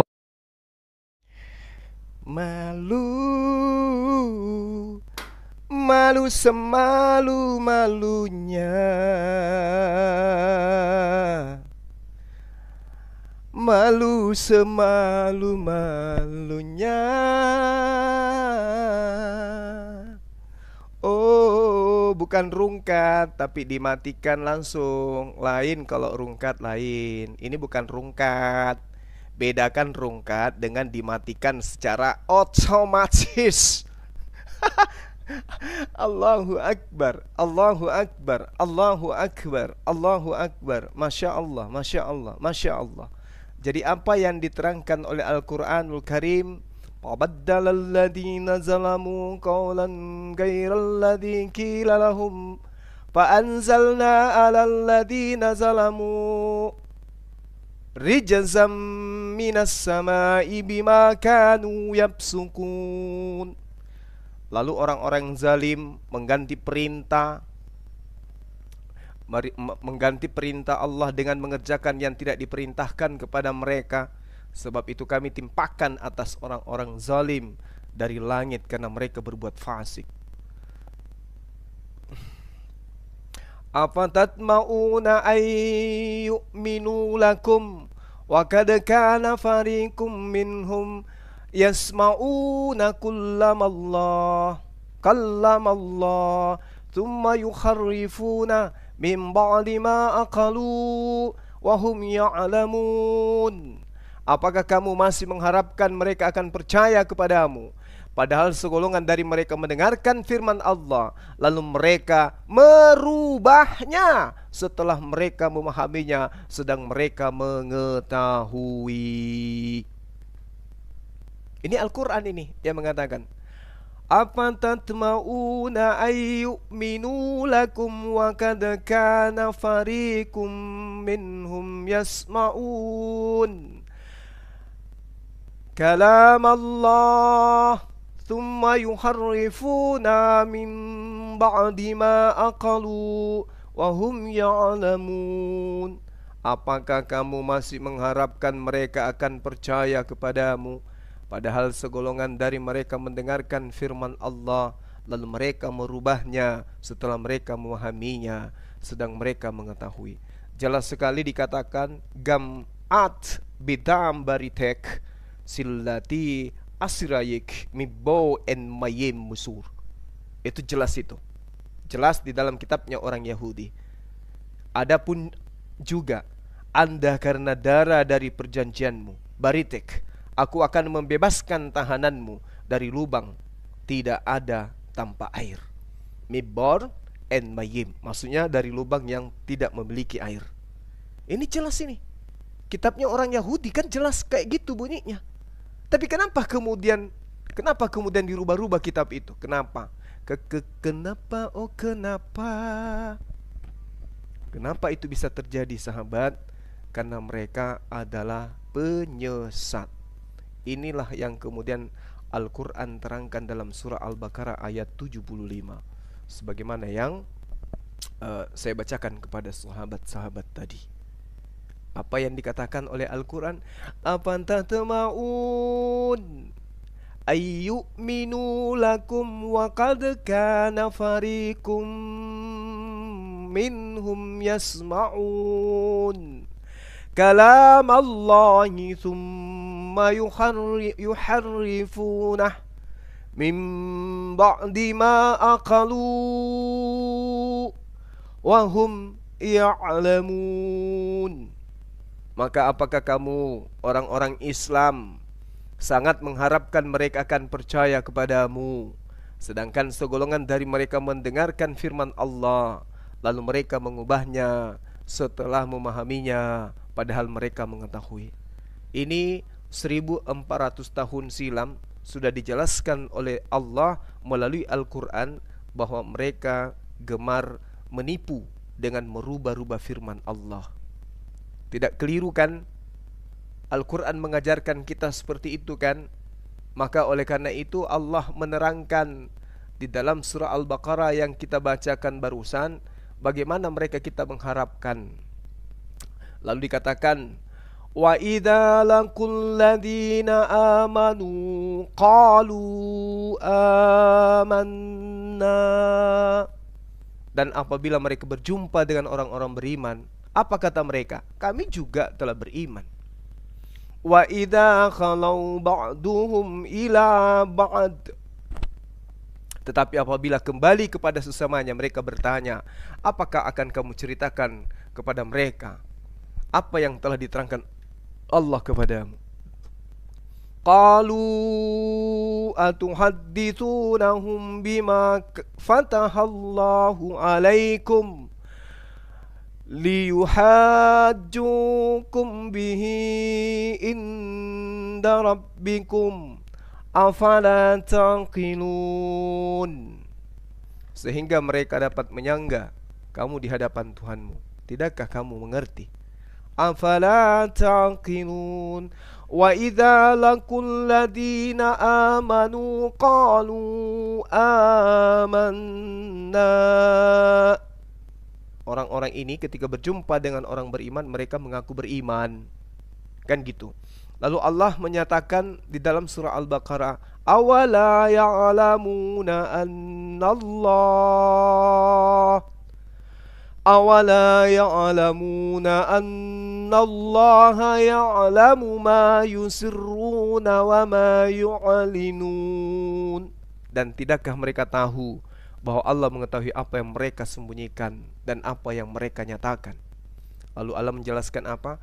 Wa minhum ummiyuna la ya'lamunal kitab illa amaniya wa inhum illa yazunnun. Dan di antara mereka ada yang buta huruf, tidak mengerti tentang kitab kecuali hanya berangan-angan, dan mereka hanya menduga-duga. Mereka buta huruf, nggak bisa baca original teks. Saya, Bang Suma, ya serendah-rendahnya pengetahuan, alhamdulillah saya bisa baca Ibrani. Gitu, Bang Suma bisa baca huruf Ibrani, mereka tidak. Jadi yang buta huruf itu siapa? Fawailul lilladzina yaktubunal kitab biaidihim thumma yaquluna hadza min indillah liyashtaru bih thamanan qalila fawailul lahum mimma katabat aydihim wa wailul lahum mimma yaksibun. Maka celakalah orang-orang yang menulis buku dengan tangan mereka sendiri, kemudian berkata ini dari Allah dengan maksud untuk menjualnya dengan harga murah. Maka celakalah mereka karena tulisan tangan mereka, dan celakalah mereka karena apa yang mereka perbuat. Inilah yang terjadi tadi. Baritek dituliskan di terjemahan perjanjianku. Ini adalah penyesatan yang nyata. Oke, sahabat-sahabat sekalian, karena komalnya innalillahi wa inna ilaihi rajiun, dan di sini sudah hampir sholat Jumat, saya izin kita tutup komal kita. Insyaallah usai Jumatan kita kembali mengudara untuk seperti biasa memberikan edukasi kepada umat, kepada anak bangsa, untuk tidak tersesat mempertuhankan anak manusia dengan data-data dari buku yang ditulis orang yang tidak dikenal dengan tangannya sendiri, yang bukan dari Allah, tetapi dikatakan itu dari Allah. Sahabat-sahabat, wa ma arsalnaka illa kaffatan linnas basyira wa nadhira walakin aktsaran nasi la ya'lamun. Sungguh tiadalah kami mengutus engkau Nabi Muhammad melainkan untuk kepada seluruh umat manusia, sebagai pembawa berita kabar gembira dan sebagai pembawa peringatan, tetapi kebanyakan manusia tidak mengetahui. Alhamdulillah kita umat Islam mengetahui bahwa keberadaan kita selaku umat Islam adalah keberadaan yang diberikan oleh Allah pencipta langit dan bumi sebagai sebuah hadiah yang sangat luar biasa, yang tidak semua orang diberikan hadiah ini, yaitu nikmat Islam. Kul in kuntum tuhibbunallaha fattabi'uni yuhibbukumullah wa yaghfir lakum dzunubakum wallahu ghafurur rahim. Subhanakallahumma wa bihamdi asyhadu an la ilaha illa anta astaghfiruka wa atubu ilaih. Salam tauhid, salam satu Tuhan. Jayalah Islamku, jayalah Indonesiaku. Takbir, Allahu akbar, Allahu akbar, Allahu akbar. Assalamualaikum warahmatullahi wabarakatuh.